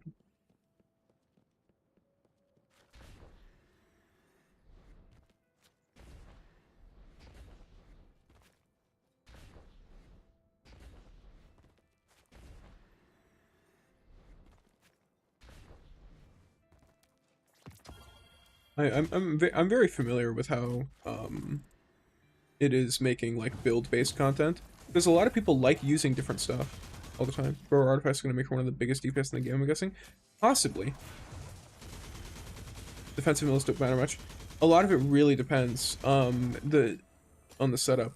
Like, I think it depends on what you're running in, because at the end of the day, a dead person does no DPS. Like, I'll be real with you. At the end of the day, someone who is no longer on the field and who is taking revive tokens from your team is dealing 0 DPS. Use the tools at your disposal, and by that I mean guns and bullets to delete it. I'm not listening to this man. This man and his robotic southern accent bothers my ears. Take out as many of those robots as you can and grab the data. I need to go somewhere else. Lightbearer. Then your ghost can decompile. Wait, did I already finish this quest? What the hell?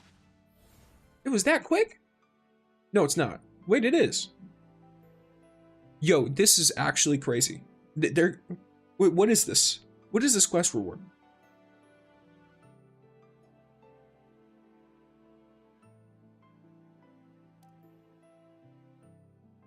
I'm insulted.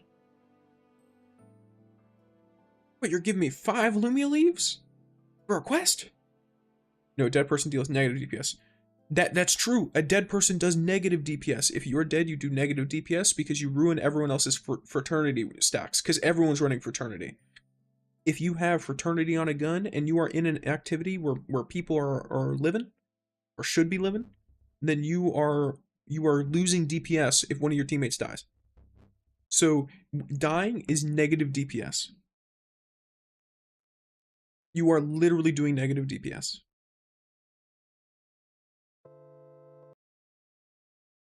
You just now noticed.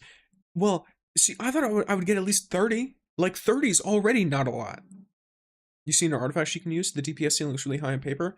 So it's because she has piercing, obviously, but she also has summoning, which I think is huge. Because piercing weapons, I'm gonna be real with you, piercing weapons are absolutely crazy right now. They're absolutely insane. So her being able to use piercing, which I believe is bow and linear fusion, so she's gonna have that.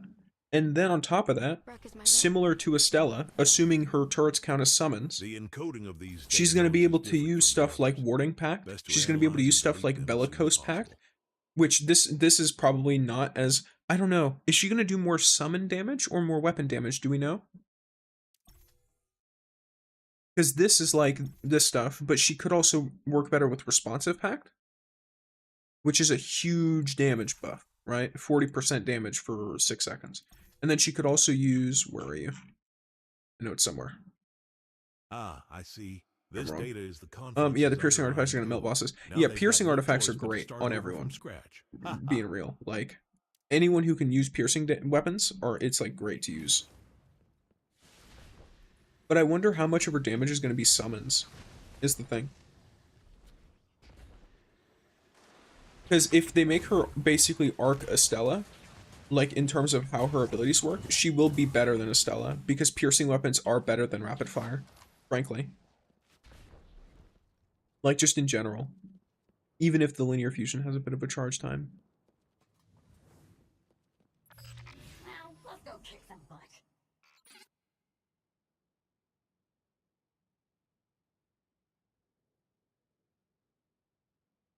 I don't think they would give her linear fusion and then make her ability focused. I'd say her DPS would be weapon focused. Yeah, that's the interesting thing, is realistically we don't know. Because, I ranted about this earlier. Explain to me how we have four, when she comes out, we're gonna have 4 characters who are all piercing. 1, 2, 3, and then HELHEST. And then we also have 4 characters who I think are all impact, right? Or is it rapid fire? I don't remember. I promise. I shall use love and romance. See. The golden age is long. How can sin be nice? I'm here to help. 3. No. Okay, we have like 3 characters who are all rapid fire. And then you have someone like Ikora, who she's got 2 spread weapons. Like, I still have, And that is precisely. I stand ready to like, protect jeez. I have updated the map. so-called the ones who die to my blade. We still have. We only have like 2 double impact characters though. Call Me Token and Resonating Pact are just gonna be it. Yeah, like assuming you like she does good weapon damage. With greater power. Then Resonating Pact will amp her summons. And then because that's of course assuming her summons and her both do good damage. Let's go Tulip. Welcome to the Twitch chat. He is using the cat max emote. Oh yeah, I haven't talked about it all this stream. If anyone knows any way for me to somehow make it so the YouTube people can use emotes without having to be members, let me know.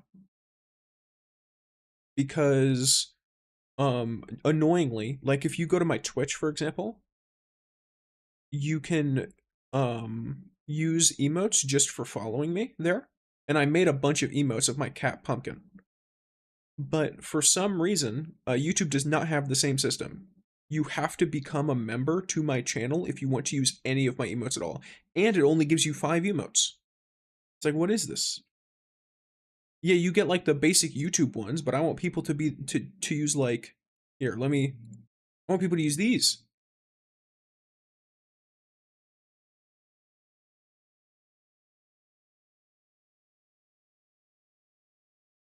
I want people to be able to like use the cat emotes. And I want them to have more of them. I may have just thoroughly like destroyed the way that my stuff looks. Uh-oh. Wait, can I? Yeah, okay, never mind, I'm fine. Does that work? It does. Okay. I'm just gonna do this so you can see all of them. But yeah, that's all the emotes. That's all my cat. Just gonna let it show my OBS a little bit there. YouTube wants some money. Uh-oh. Yeah, I know. YouTube is wanting the money. If people want to use emotes, it's annoying. Because I just want to be able to give them to people. But yeah, so that is unfortunate. So I guess if you want to use emotes in the chat, go to Twitch, I guess. Unfortunate. That's really rough. Though also Twitch has the other downside of the ads. Like on YouTube, I can just choose to never press this insert ad button. But on Twitch, it's like, hey buddy, you haven't played an ad in 25 minutes. Don't know if that's possible. Yeah, I don't know. It's annoying. I know there's like YouTube extensions and stuff, but then I won't be able to see it through OBS, if I remember correctly. But yeah, so both, I've got both streaming platforms that are just like, hey buddy, give us some money. Which is just, I don't know. I don't know if I should laugh or cry. But yeah, it's goofy. It's very goofy. All right, let's do this super lucrative quest. Yeah, you can add extensions, but you won't use them on OBS. Exactly. All right, so let's do the belly of the beast. Let's get this real one. Hot swap maybe between counters impossible. To Talisman of Inspiration, Inverted Fury could work too. Possibly, yeah. Though you might lose DPS by hot swapping. It would also, for speed, I could see it. If you're just trying to go for speed. Yeah. Oh, maybe this is why it's only 5 Lumia leaves? Alright, let's do this. Hey Yolder, we've decrypted their terminal and uncovered crucial information. The Sand Eaters have their hands on a new, deadly weapon. Come to Viridia as soon as you can. Good work, Nala. I'll be there soon. Is that literally it? Oh, never mind. Okay. I would have understood the 5 Lumia leaves if it was literally just me reading a text message.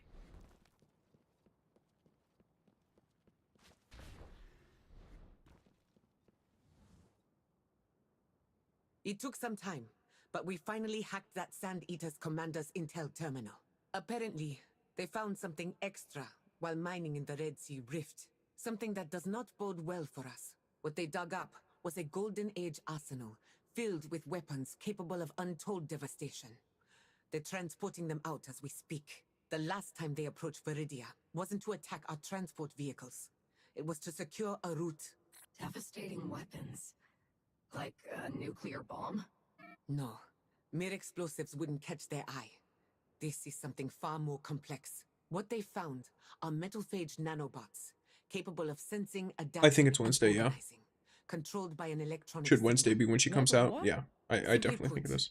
They are a sort of bacteria. Should be Wednesday, that breaks rather. down and consumes. Back in the Golden Misread. Age, they were used to clear away space debris in Unless I orbit, read it and when right and then combined thought with I a read it common wrong. missile, In which they can case, reduce an entire cruiser well, it to is dust. what it is. Now they've fallen into Cabal hands.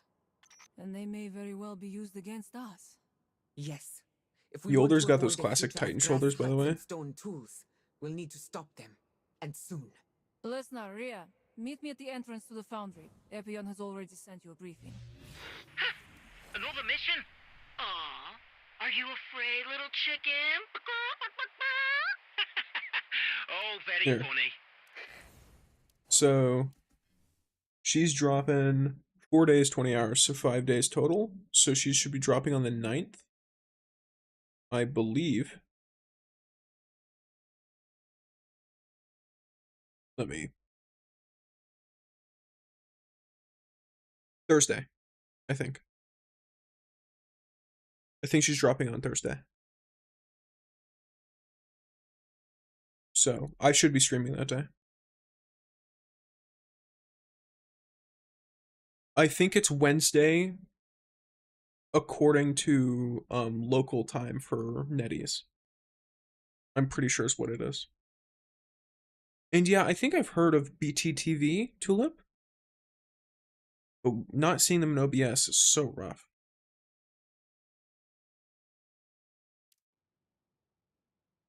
Yeah, so it's Wednesday local time for NetEase, and Thursday if you're in the US at least, and I assume Europe.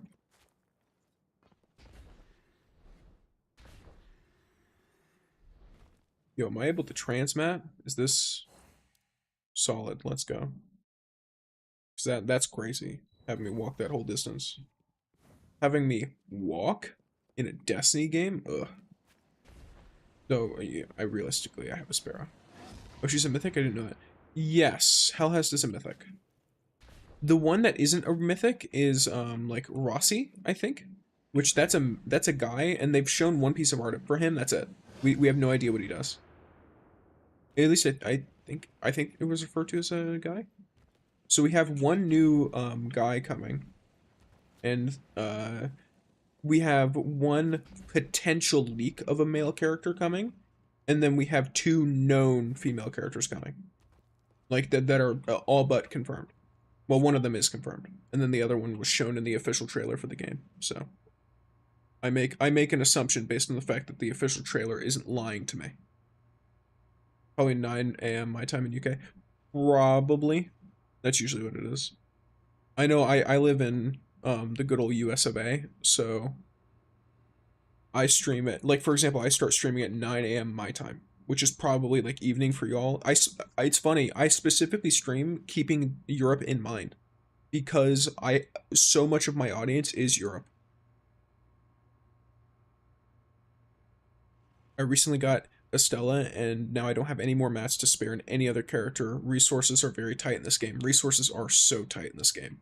It's rough. And also, it's really funny because I think I thoroughly screwed myself a little bit because I forgot to I think it was the legendary missions. I forgot to do some of them. I think it was last week, and I was like, oh no, I'm so behind now. I'm so screwed. Like, they need to make it way easier to get this stuff, dude. It's so funny.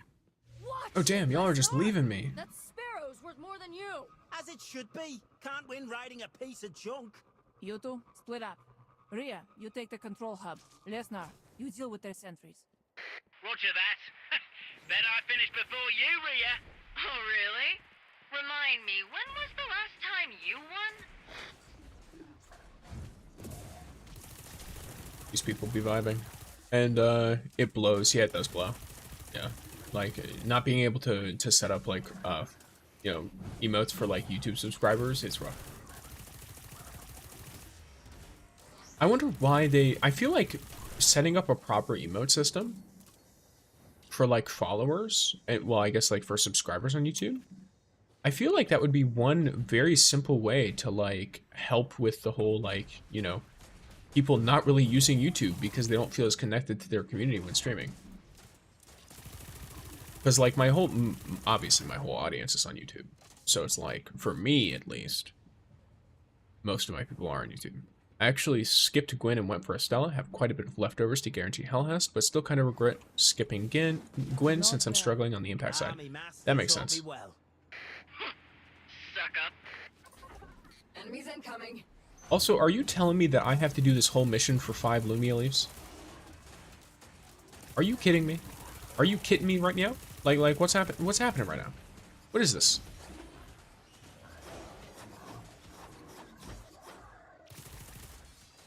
If I actually finish this and only get 5 Lumia leaves, I'm gonna throw a fit. That's crazy. I thought I was going to talk to someone. The lower passage is all clear. And I got the structural diagrams of the foundry. I've already sent them over. Yeah, struggling on the impact side though is rough because I think the only other full impact character is Sean Wei, who, I'll be real with you, he's you know, he's kind of meh. He looks so cool though. His abilities look so cool, but actually playing him just doesn't feel good.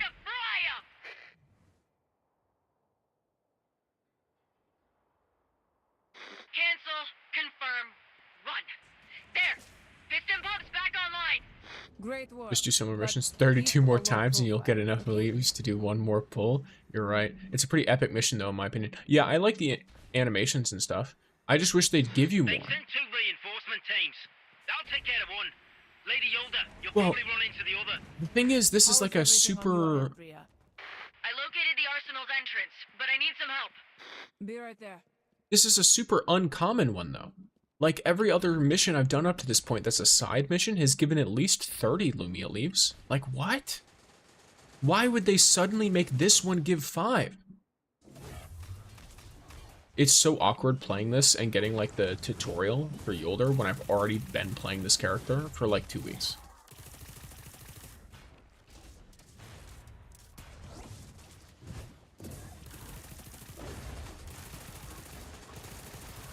Oh yeah, they're all attacking me so I can build rage. That's funny. That's super funny. It's oh no, you're being attacked. Except you have an ability that makes it so you're just constantly healing and murdering everything. Cool. And none of these guys do any damage because you're super over leveled. It's the trial. There you go. Every mythic character has a high quality mission. They're cool. Yeah, it's dope.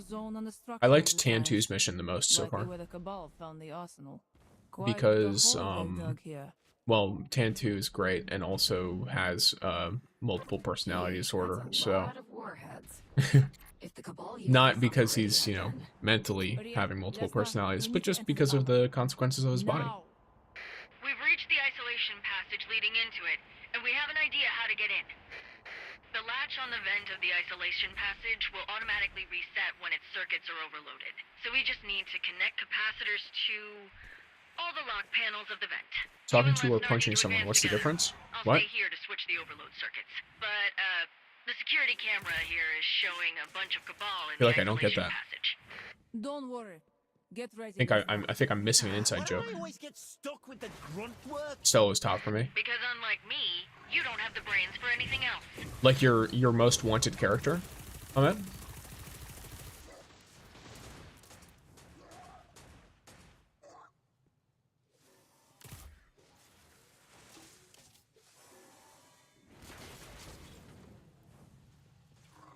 What do you mean by that, Rob?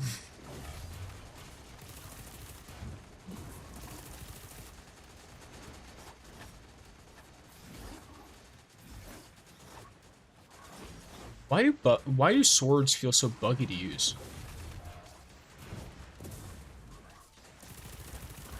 The exotic sword I thought was alright.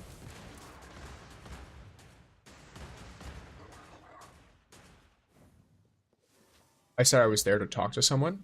Yeah, so I was originally talking. Yeah, I originally thought I was just doing a talking mission because this mission gives like no rewards. Oh, the story mission. Gotcha. That makes sense. Yeah. Yeah, I think it's I think it's just that everyone is from everywhere in this universe. Like most people are in totally different places from where they died. And their accents don't seem to reflect where they might have died, like their original accents. This door has not budged. Ria, is everything okay over there? Ria? Uh-oh. Listener, can you contact her? I'll give it a shot. Listener, watch out! Damn it! Get back here! Bruh. My disciples are useless. I've lost the signal. They took her too. I'll see if I can You said, yeah, I was originally thought I was just talking to Finala, but I actually am just, you know, funny moment. They pumped up the diversity hires for characters. I don't know if it's that. I think it's just when NetEase outsources. If you wish to save your slaves, then come to the transport platforms. There, we shall speak. This has to be a trap. Crazy. They're forcing you to reveal yourself so they can I don't think it's a diversity hire situation. I think it's literally just that they got European VAs. Imprisoning them is more beneficial than killing them. If they succeed. Usually European voice acting companies are more open to working with, like, and I also think the time zone is better too. Because by my understanding, a lot of the North American VAs right now are on strike, no? Like the organizations that run all that. So that's probably a factor as well. And they've been on strike for a while, for what is probably much of the amount of time that this game has been doing voice acting work. So, I don't think it's a diversity hire thing. I think everyone in this game does a good job, aside from the voices that sound like AI. Which might actually be AI. Just punch and shoot our way in? Maybe we can find another way. That's exactly how we're going in, Epion. Well then, this is going to get messy. Oh, am I just walking? Yeah, let's go. I'm slow walk? Okay, cool. That's great. Boom! I'm not this one's kind of funny. How? You know what? I think I understand what's going on. I think it's because I don't have music. I think it's because I don't have the in-game music on. Because I know my music just ended. Yeah, so that's so funny. I didn't have in-game music on because I was playing my own music, and then my music ended right as we start getting into that section. And so I'm just sitting here like, really? Why is that so We'll odd? settle this with a duel. If you win, you may do with us as you wish. But if I win, you abandon these weapons and leave here empty-handed. Eh? Such arrogance. You will not be the first light bearer I've killed. But if you want a battle, then so be it. However, it will be under different rules. No bounds and no honor. You must defeat all challengers. I would have it no other way. I am Yolder, the one and only Iron Champion and Soul Duelist representing the Iron Lords. Today, we fight to the death. Solid.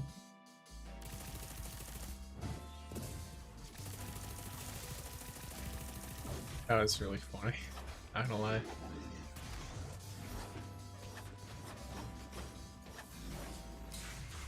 Ooh, fire did damage. That hurt. Just a little bit.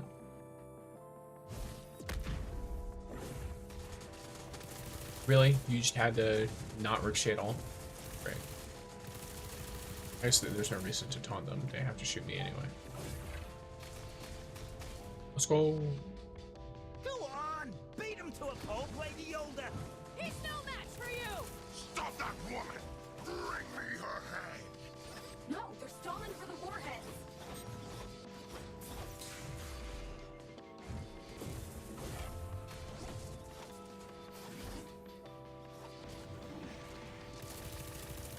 I will say, they definitely need to pick up on sword damage. Like, they need to just outright buff how much damage some swords do. Let me see if I can do this without the super.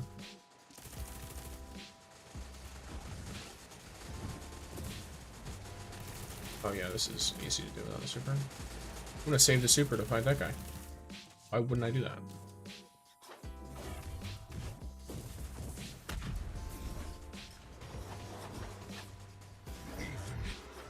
Easy. Yeah, I think swords don't do enough damage for how close you have to be to enemies to use them. It's only Finala and Yolder using them, right? Code warhead self-destruction sequence has been initiated. We need to get to Lesnar and Rhea first.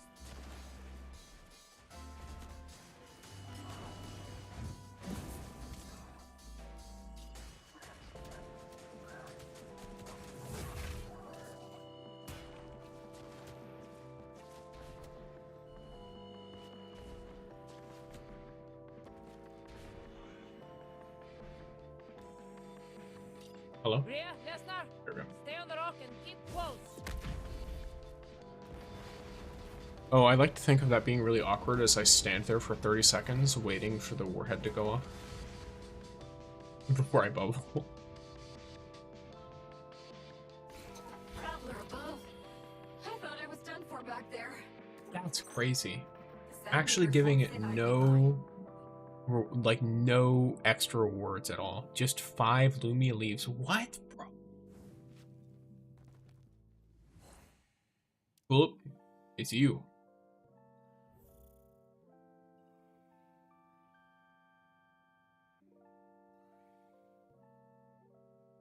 You are officially in Destiny Rising.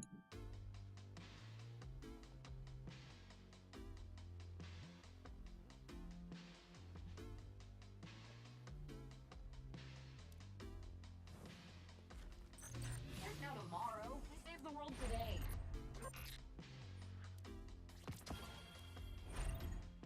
Oh yeah, I probably got my Iron Commander done. Yep, there we go. Anything crazy? Nope. Anything crazy? Let's go. It's a rocket launcher with 2 mythic perks. Great. Yeah. Let's see who I can run that on. This one is actually really good for boss damage, I would assume. 200% damage on hit and 50% projectile speed at the cost of 50% of its blast radius. Which got excellent timing, I swear. Yo, I just got hit in that rise you pulled up tulip for you, Lamau. That's so funny. Oh my god.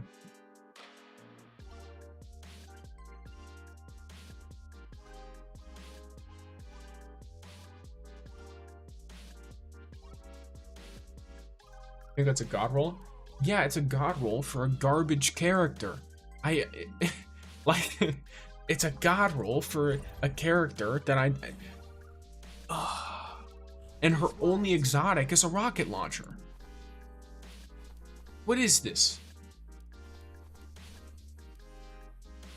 What other perk options are there? Trash? Or this one? This one's actually good though. Like this one's good. For the 35% damage is nice. Best perk on slot 2, not sure about slot 1. Fraternity is the best on almost everyone.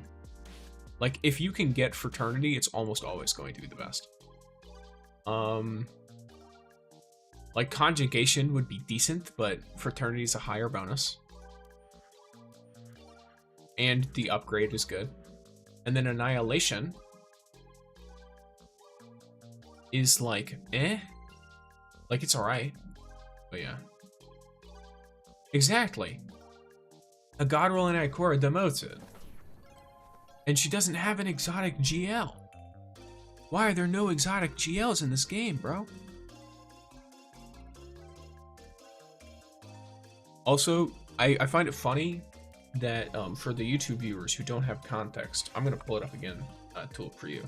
So here's, yeah, Tulip for you, literally. I got a friend who's named Tulip. You have the exotic launcher. It makes the god roll more useless. Yeah, I have two-tailed fox. Why, what is this? And she doesn't even have an exotic GL to get. But yeah, so for the YouTube viewers, I got someone over on Twitch, a friend of mine, Tulip. He's a mod on both channels, so put respect on his name. But, or at least I tried to make him a mod on YouTube. I don't know if that went through. Either way, he I tried to show him a funny like someone's name is the same as his in the chat. Obviously it's not him because he's not level 80 or level 40 something ascension, but I showed it to him, and the second I do it, Twitch pops an ad up. It's like, bro, Twitch didn't even, what is this? Twitch didn't even make it longer before there's no pre-rolls. Whatever. Is this these cretins? But yeah, the Ikora having all this stuff only for me to not use her. Though, guys, I have something unfortunate to report. I have to pull this up real quick. I got something I have to spend a second to like pull this up out of the archives. Okay, so I have to pull up YouTube Studio real quick. Probably just screenshot it because it's gonna be annoying to get it so y'all can see it properly. Okay, so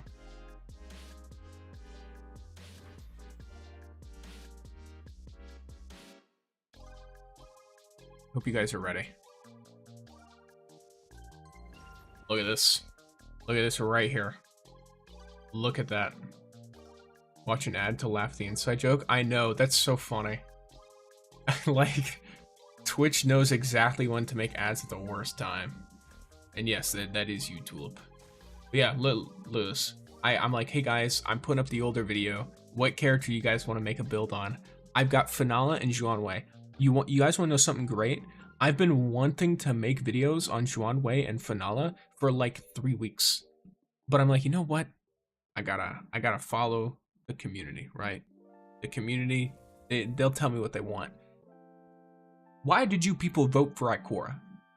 Are you joking with me? What is this? Do you want to see me suffer for 12 minutes as I try to explain to you how to get the most out of this character, or what?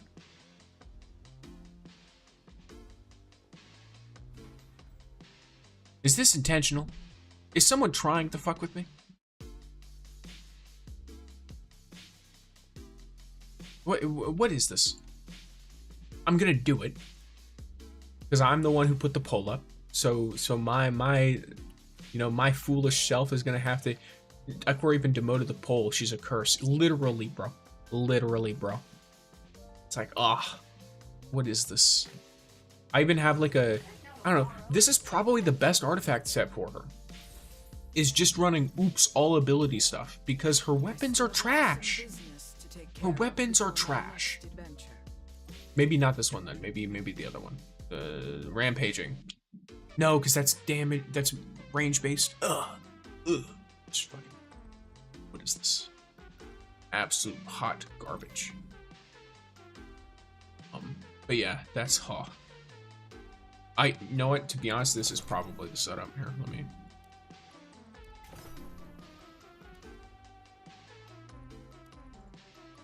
I don't even care what subsets are on this.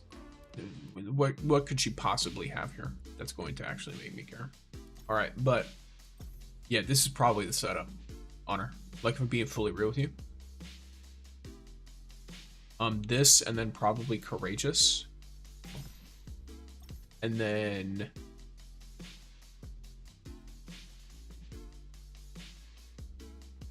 what's happening here? Am I an idiot? I swear there was a better artifact for ability damage. This is weapon damage. I guess this one is, but that's so short range. Nah, I guess 15 meters isn't that close.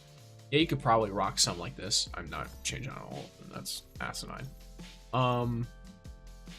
Yeah, so this is probably what you want to run. I introduce you to what even is this, the build.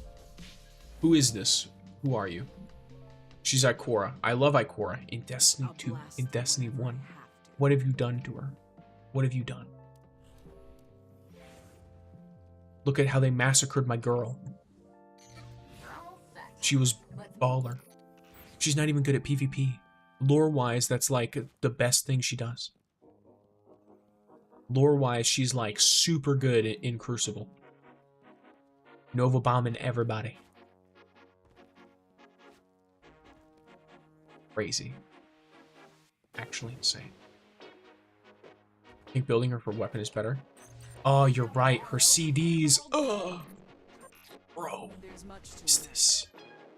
You do have to build her for weapons because her CDs are trash. Weapon enhancement. Let me pull this out. And then I have to run her. This is probably better than her exotic because Two-Tailed Fox is not good. Unless it is good in this game only. Explosive shell. Okay, let me. I might not even have that. I'll be real with you.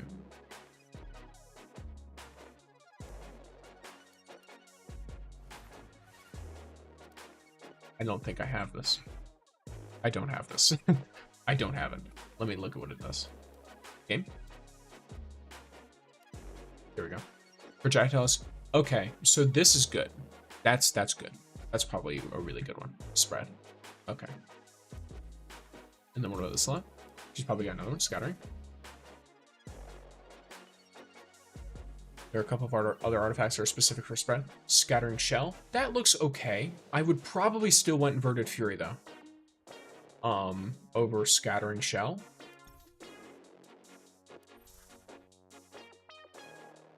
Yeah, I think you're gonna want Unrelenting Subgravity, Unrelenting Evolution, Inverted Fury, and Explosive Shell. Just off of an initial look. I'll test some stuff out as I'm like setting up the build.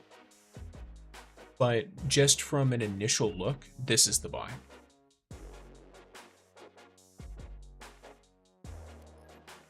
If I were to run her right now, I would run with that, and I would try to get an Explosive Shell. In fact, you know what we can do, gamers? Never mind, I don't have any artifact stuff, so we don't do anything. What am I doing here? Let's just chuck on a bunch of this. Actually, wait. There's no linear fusion here. I don't care. Just gonna... Is there a linear fusion here? No, but there's this gun, which I do like. Oh, wait. Colfie. Want something nice for Ning or someone. Whoever. Speaking of which, I keep putting him off. So, Ning Fei. Ooh, tell me what kind of builds y'all got. I'm curious. Because I thought, something messed up here. You could try to contact Bazookas, another He's wow, number 1 Ikora. Okay. I mean, I don't think he's gonna interact with me, but I could certainly try at some point. Let me look him up. I'll be real, most of my content is very solo focused. Hello YouTube, my name is Okay.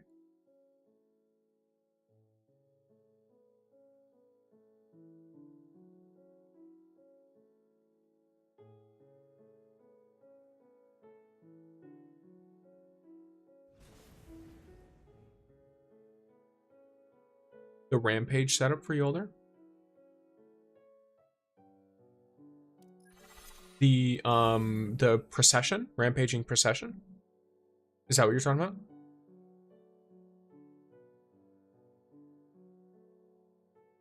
Muhammad?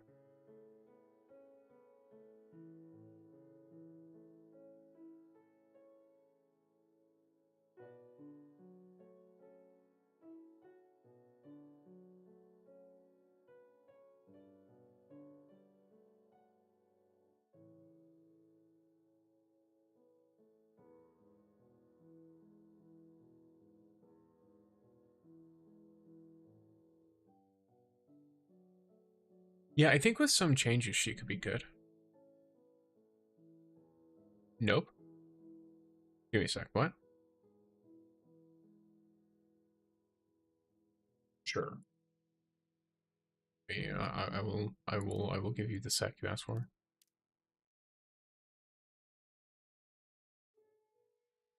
Yes, curious about what the rampage thing you're looking for is. Or that you're talking about. Muhammad.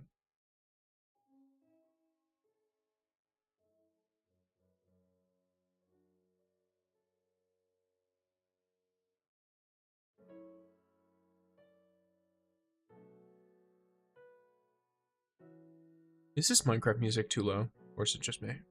Yeah, the one that gives you a G. Oh! Wait, are you talking about radiation? Or rampaging radiation? This one? Yeah, this guy? This is rampaging radiation, I think.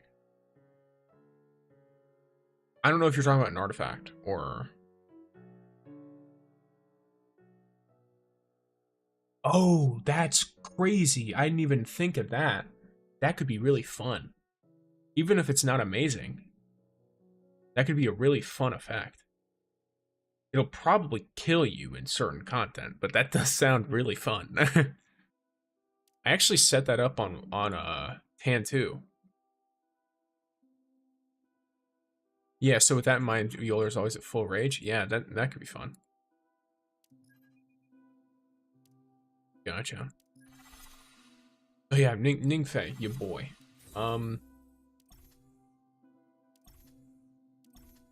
Yeah, Ningfei, like a little teaser for my build tomorrow. Whoops, I fucked it. Can I rant real quick? I'm gonna rant real quick. Okay, so you see how this menu comes up? Open up Yoler's, one of the recommended setup for artifacts. Yeah, okay. Yeah, so yeah, rampaging radiation is fun. So I'm gonna rant real quick. I hate this screen. Why are you asking me if I want to replace the artifact for all characters equipping it? Why are you asking me this question? What is this? What am I here for? Genuinely. What's going on here? Yeah, I didn't even want to actually swap. I just got annoyed.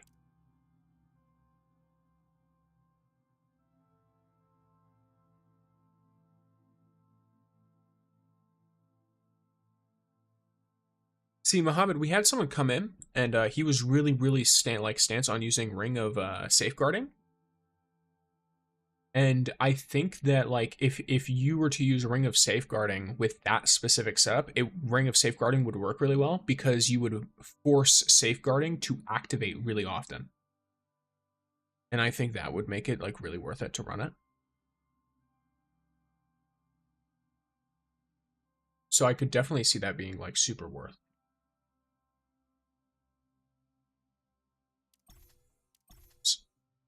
Just mess them up. I guess this also works.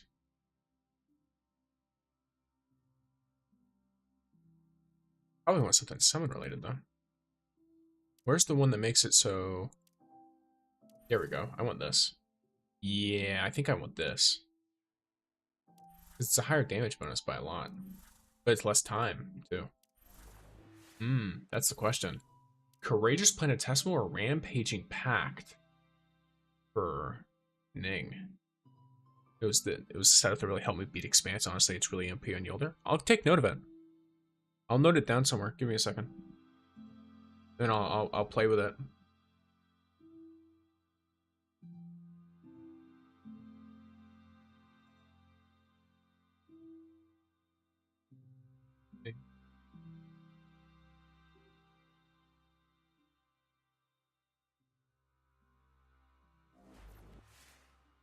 Alright, so I noted down that setup, and I'll play with that later and see how it is. Because that sounds fun to me.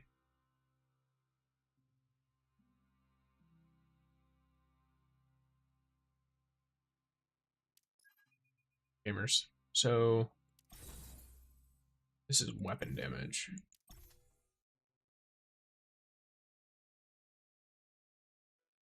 Yeah. Interesting. So he really goes all in on the scattering shell, huh? I guess it makes sense for ad clear. Yeah. I think Unrelenting Subgravity and Unrelenting Evolution are going to be... That's what you were planning on using? Okay, gotcha. Yeah, I think that would work pretty well. I don't know much about Unrelenting Shell. Let me see here. Reloading. Ooh. But it's only 3 seconds. 3 seconds. The problem isn't getting overshield with constant full rage spam of Skyfall Slam. You always get to throw your shield as well as CD.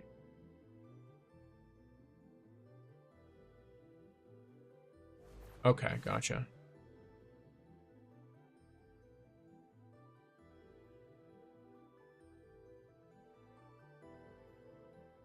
That makes sense.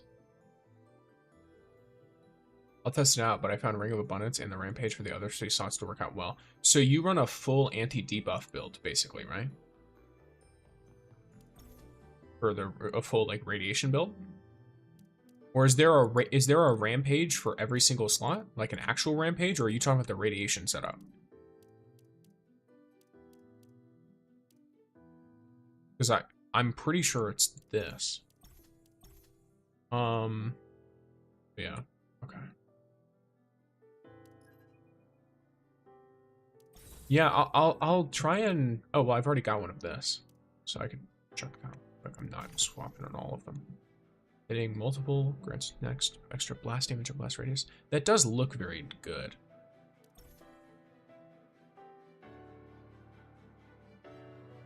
I don't even have a version of this to test with. So I'll have to grab that later, but... Because I've got to make her and HELHEST next week. I'm going to try theory crafting and build crafting for HELHEST, so literally the second that I unlock her, I can immediately start like going ham, straight up. Because I want to get her video out on Friday, and she comes out on Thursday, so I'll need to do a lot of testing, and I'm probably going to immediately level her up and run her into like Calamity. Yes, absolutely. Gotcha. Okay. Alrighty. Question. What would you guys feel about me, having, like, trying to put... no, I can't. Never mind. I was thinking of putting chat on the screen, but Twitch does not like the idea of having any other stream chats. You only have one shot with each weapon, you'll be reloading all the time. Yeah, that's what I mean. It's like, I think that probably procs a pretty good amount. It's 18% versus full artifact. Yeah, I know there's a status artifact for every slot, but I was wondering about Rampage specifically. They're fun, but not great. Yeah, I think it depends. I definitely think Rampaging Radiation could be good on Yolder. especially with the setup you mentioned with abundance. But I think I'd probably use non-radiation perks for the second and third slot if I were to build into it. Okay, so Ring of Abundance works really well to help boost Yolder regen from Scott Paul Slime. Yeah.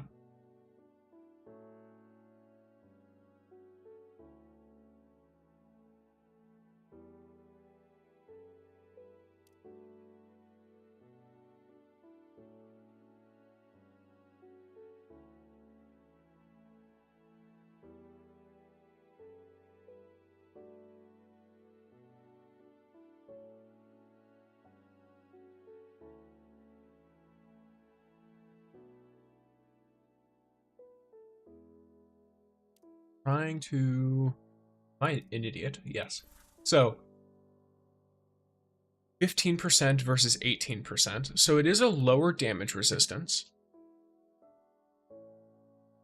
But you get it ideally more frequently. There is one downside though. Some missions that have the... Now keep in mind, this is also a skill issue, but it is something to keep in mind. There are missions in which you can get suspended midair. And you are unable, at least I don't know if you're able to shoot. And well, you can shoot, but can you reload? I don't remember. I'm an idiot. If you can reload, then ignore what I just said, and you probably want to use the reload one instead. So yeah. Yes, alright, so we got you boy Ning, right? Which, unfortunately, I don't have his funny. In fact, you know what I'm gonna do? Never mind, I don't have any pinnacle energy, I don't care. Alright, You're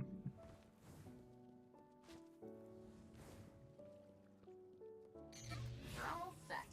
Let's move.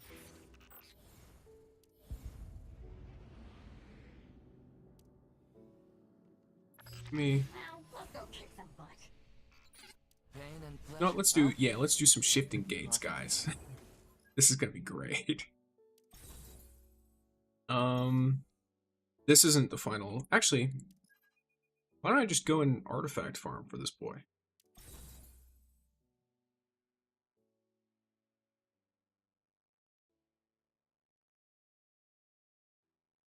I can always artifact farm later. Yeah, I'll do some shifting gates for fun. Your light must be honed. Don't let it waste away. Oh wait, I have no pinnacle energy. Oh, no, pinnacle energy. Back to questing.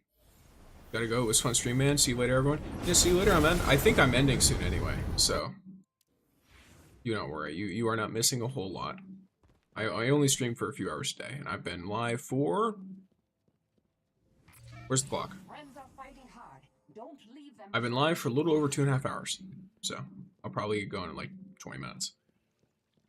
But for now, while I have all of you held hostage here with me, we chill. Go find something to do. And everything in between. Your light must be honed. Don't let it waste away.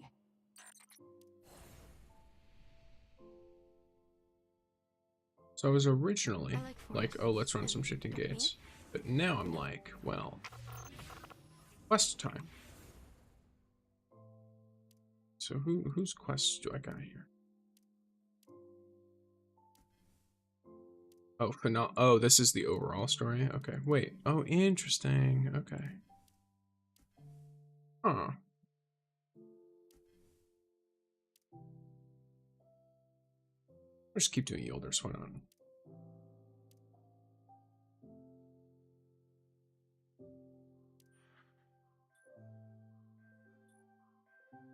Mobile units from the Sand Eaters have been particularly active lately. Our intel states that they're still transporting nanobot-armed warheads. Meet me in Viridia if you feel like getting a little vengeance. See you in Viridia.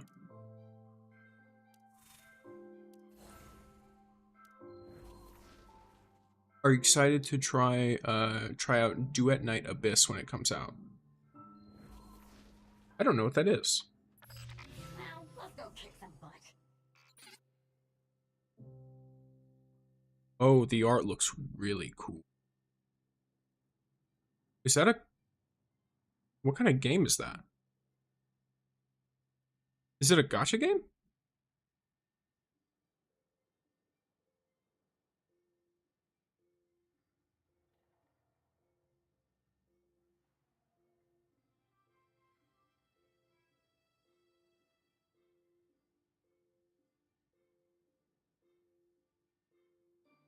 Never got to finish on Game Pass. Subnautica's on sale for $9. Wait, Tulip, let me I'm being held hostage. Help. Yes, you are. Absolutely. Subnautica is on sale for $9. I need to finish that game. Never got to finish on Game Pass. So, I got it for free on Epic Games. And then I bought it on Steam because I wanted achievements, and it was like $5. So you know. It's a looter shooter for mobile. Okay, they're putting it on Steam too, by the way, Muhammad. I just checked. It's getting a Steam release, so I'll try it out. I love looter shooters. I like, you know, they really interesting. They removed the gacha from it. I wonder how it's gonna do then. If it's is it like a paid game or free to play? My power is surging.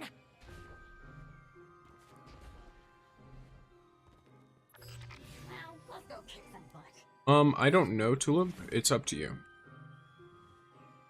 I don't know whether you should wait for a better sale or not. The Sand Eaters managed to I could be remembering it wrong, or I could have gotten it off of a third-party site, but I know I got it for $5. That's all I know. Exact count yet, but we should assume You have to grind it out, or you can buy the upgrade for real money. Gotcha. Anime Warframe. Cool. That's a good way to put it. Anime Warframe. We cannot let them do this. What do you need me to do? The Sand Eater Scions rewrote the underlying operating system of the seized warheads. This lets them activate the nanobots anytime, anywhere, as well as set them to attack specified targets. When they transport these warheads, they usually arrange for at least one Spec Ops commander to hold the security key. Only with the correct authorization can the warheads be activated and the nanobots assigned their targets. Good news is, Fellwinter's technicians developed a code capable of tampering with the nanobots' targeting data once a warhead is activated. This will return the warhead to its original settings, and once issued, this command You place do cosmetics, so skins. Okay, gotcha. Yeah, I mean, I'm down to try that kind of thing out. You're going to inject that code and reduce these weapons to nothing more than scrap metal. Saladin's facial hair looks rough. That to disable the weapons, we need to activate them first? That's way too risky. Those nanobots are capable of reducing even a ghost to dust, you know. You're sure this method is sound? Not even a little. Or you can just buy the character talents so far, that's what we know. Gotcha. Okay. We won't know until we try. So, take the key, activate the warheads, and run the code. Got it. I've sent the coordinates and the code to Epion. Go and show the Cabal why we made you champion, Yolder. Activating a bomb to defuse it? Oh, we're practically drinking poison, then chasing it with the antidote.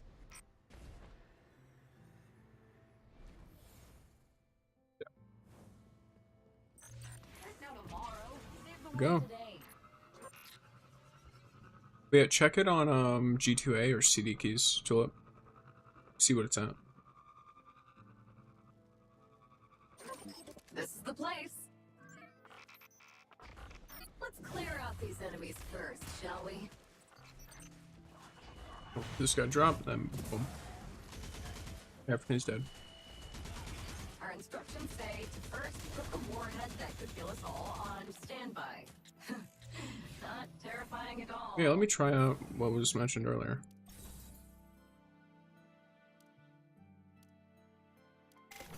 So if I check on you, I'm gonna want... Yeah, I could do with some safeguarding.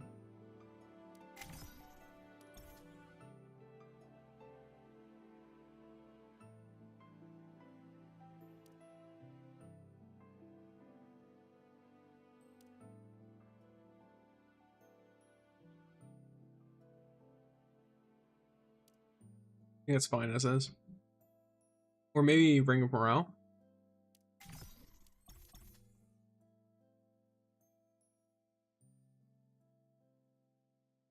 Oh, so no more stamina or banner pulls that you can grind for. Wild.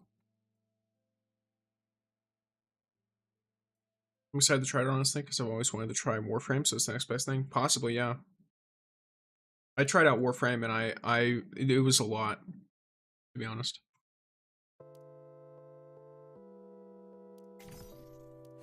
Let me enhance this up a little bit, just for the sake of trying this out.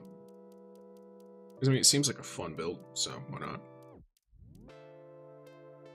Doesn't need to be any crazy levels or anything. Do they, I don't remember if they use your artifacts or not, to be completely honest. Because it's not, I am playing my character, so. At least it looks like I'm playing my character. Wait, I just ran away from the objective. Okay.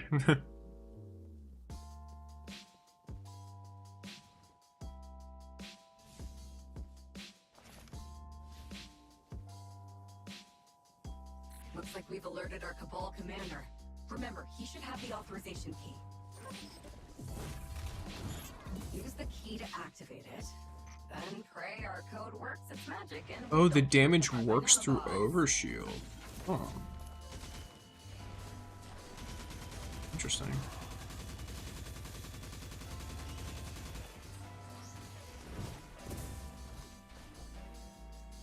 That's pretty cool.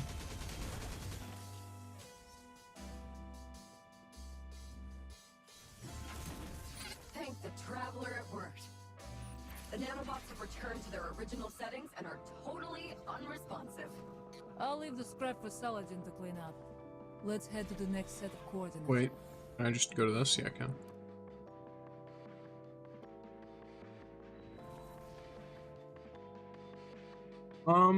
To be honest, it doesn't feel like it's burning so far, but what do...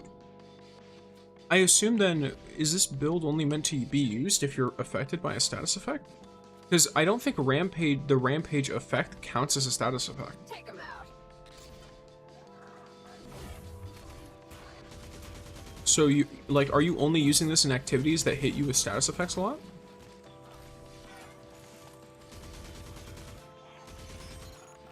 Connecting to the warhead and placing it on standby.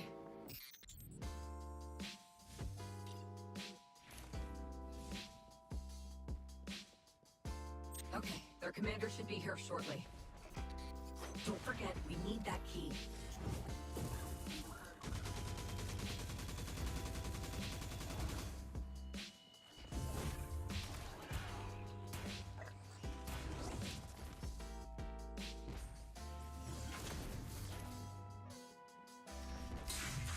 It does proc it? I thought it didn't, but who knows?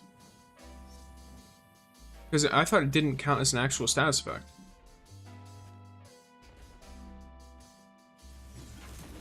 Warhead disarmed. Wait, the Fallen? Read the artifact, they actually combo together? The House of Devils doesn't Well, I'll read it in a have second when the I'm Red Sea Rift. doing funny. They must be after the warhead.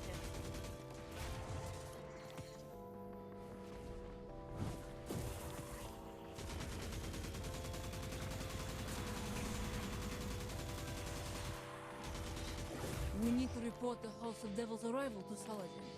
I've already sent video evidence to him.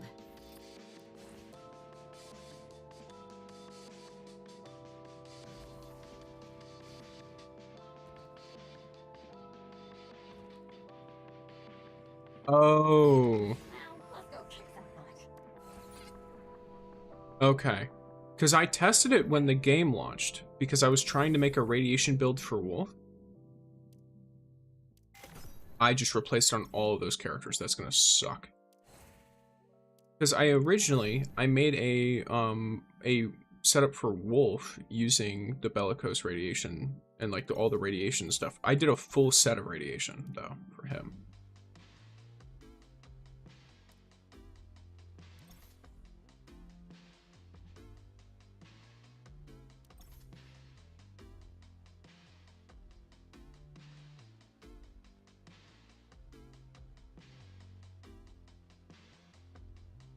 So is this... Wait, okay. So something might be here, specific. Is it that the build requires bellicose radiation to work effectively, or is it that the build requires the radiation set to work effectively? Because, for example, the 15% damage resistance while affected by debuffs, right? Does this work while you're affected by the rampage? Like, is rampage considered an actual debuff? Because it says it grants the rampage effect. They fixed it last patch. Gotcha. Okay. So I'm glad they fixed that, but would you be able to run it with a different slot instead of Resolute Radiation? Like with a different ability here? Different artifact? Yeah, use that? Okay. So this does work for it. Gotcha. Yeah, I'll try it out. Why not?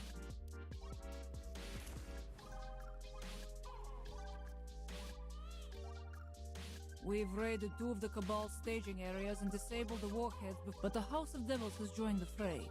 I suspect they want to steal these weapons for themselves. And since we don't know where all the warheads are yet, it's good to know. hard to Thank you. guarantee none of them slipped by us. Multiple eyewitness reports have confirmed their activity here. It's an unprecedented yet very real threat. I've already sent Finala out with the recon team to investigate. I'll let you know if they find anything. Oh, right. Your apprentices are eager to see you. I presume it's something to do with the selection of The the artifacts from next 3 to 4 champion? will work together really well. You might Gotcha. want to go Okay. get them before their bickering causes more trouble. Alrighty. I think I'm going to talk to the apprentices, try and finish up this quest. And then after that, I'll call it, because I've got something I've got to do in like 15 minutes. How are they? Do you have any way? The Ring of Abundance will help you older. She doesn't have T3 yet. Gotcha. I don't have... Wish I had time for hobbies like that. The life of an apprentice is pretty busy. Although most of the time it's all Lady Yolda fighting the warlords, while we're stuck with their lackeys. That was an accident, and we agreed that you wouldn't bring it up.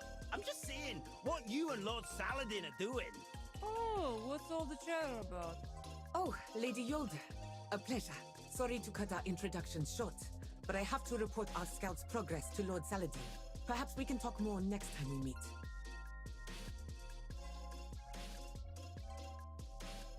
Yeah, Lesnar. We need to talk about the selection. Let me guess, Lady Yolder. It's going to be postponed due to forces beyond your control. Again. Seriously? This is the 3rd time already, milady.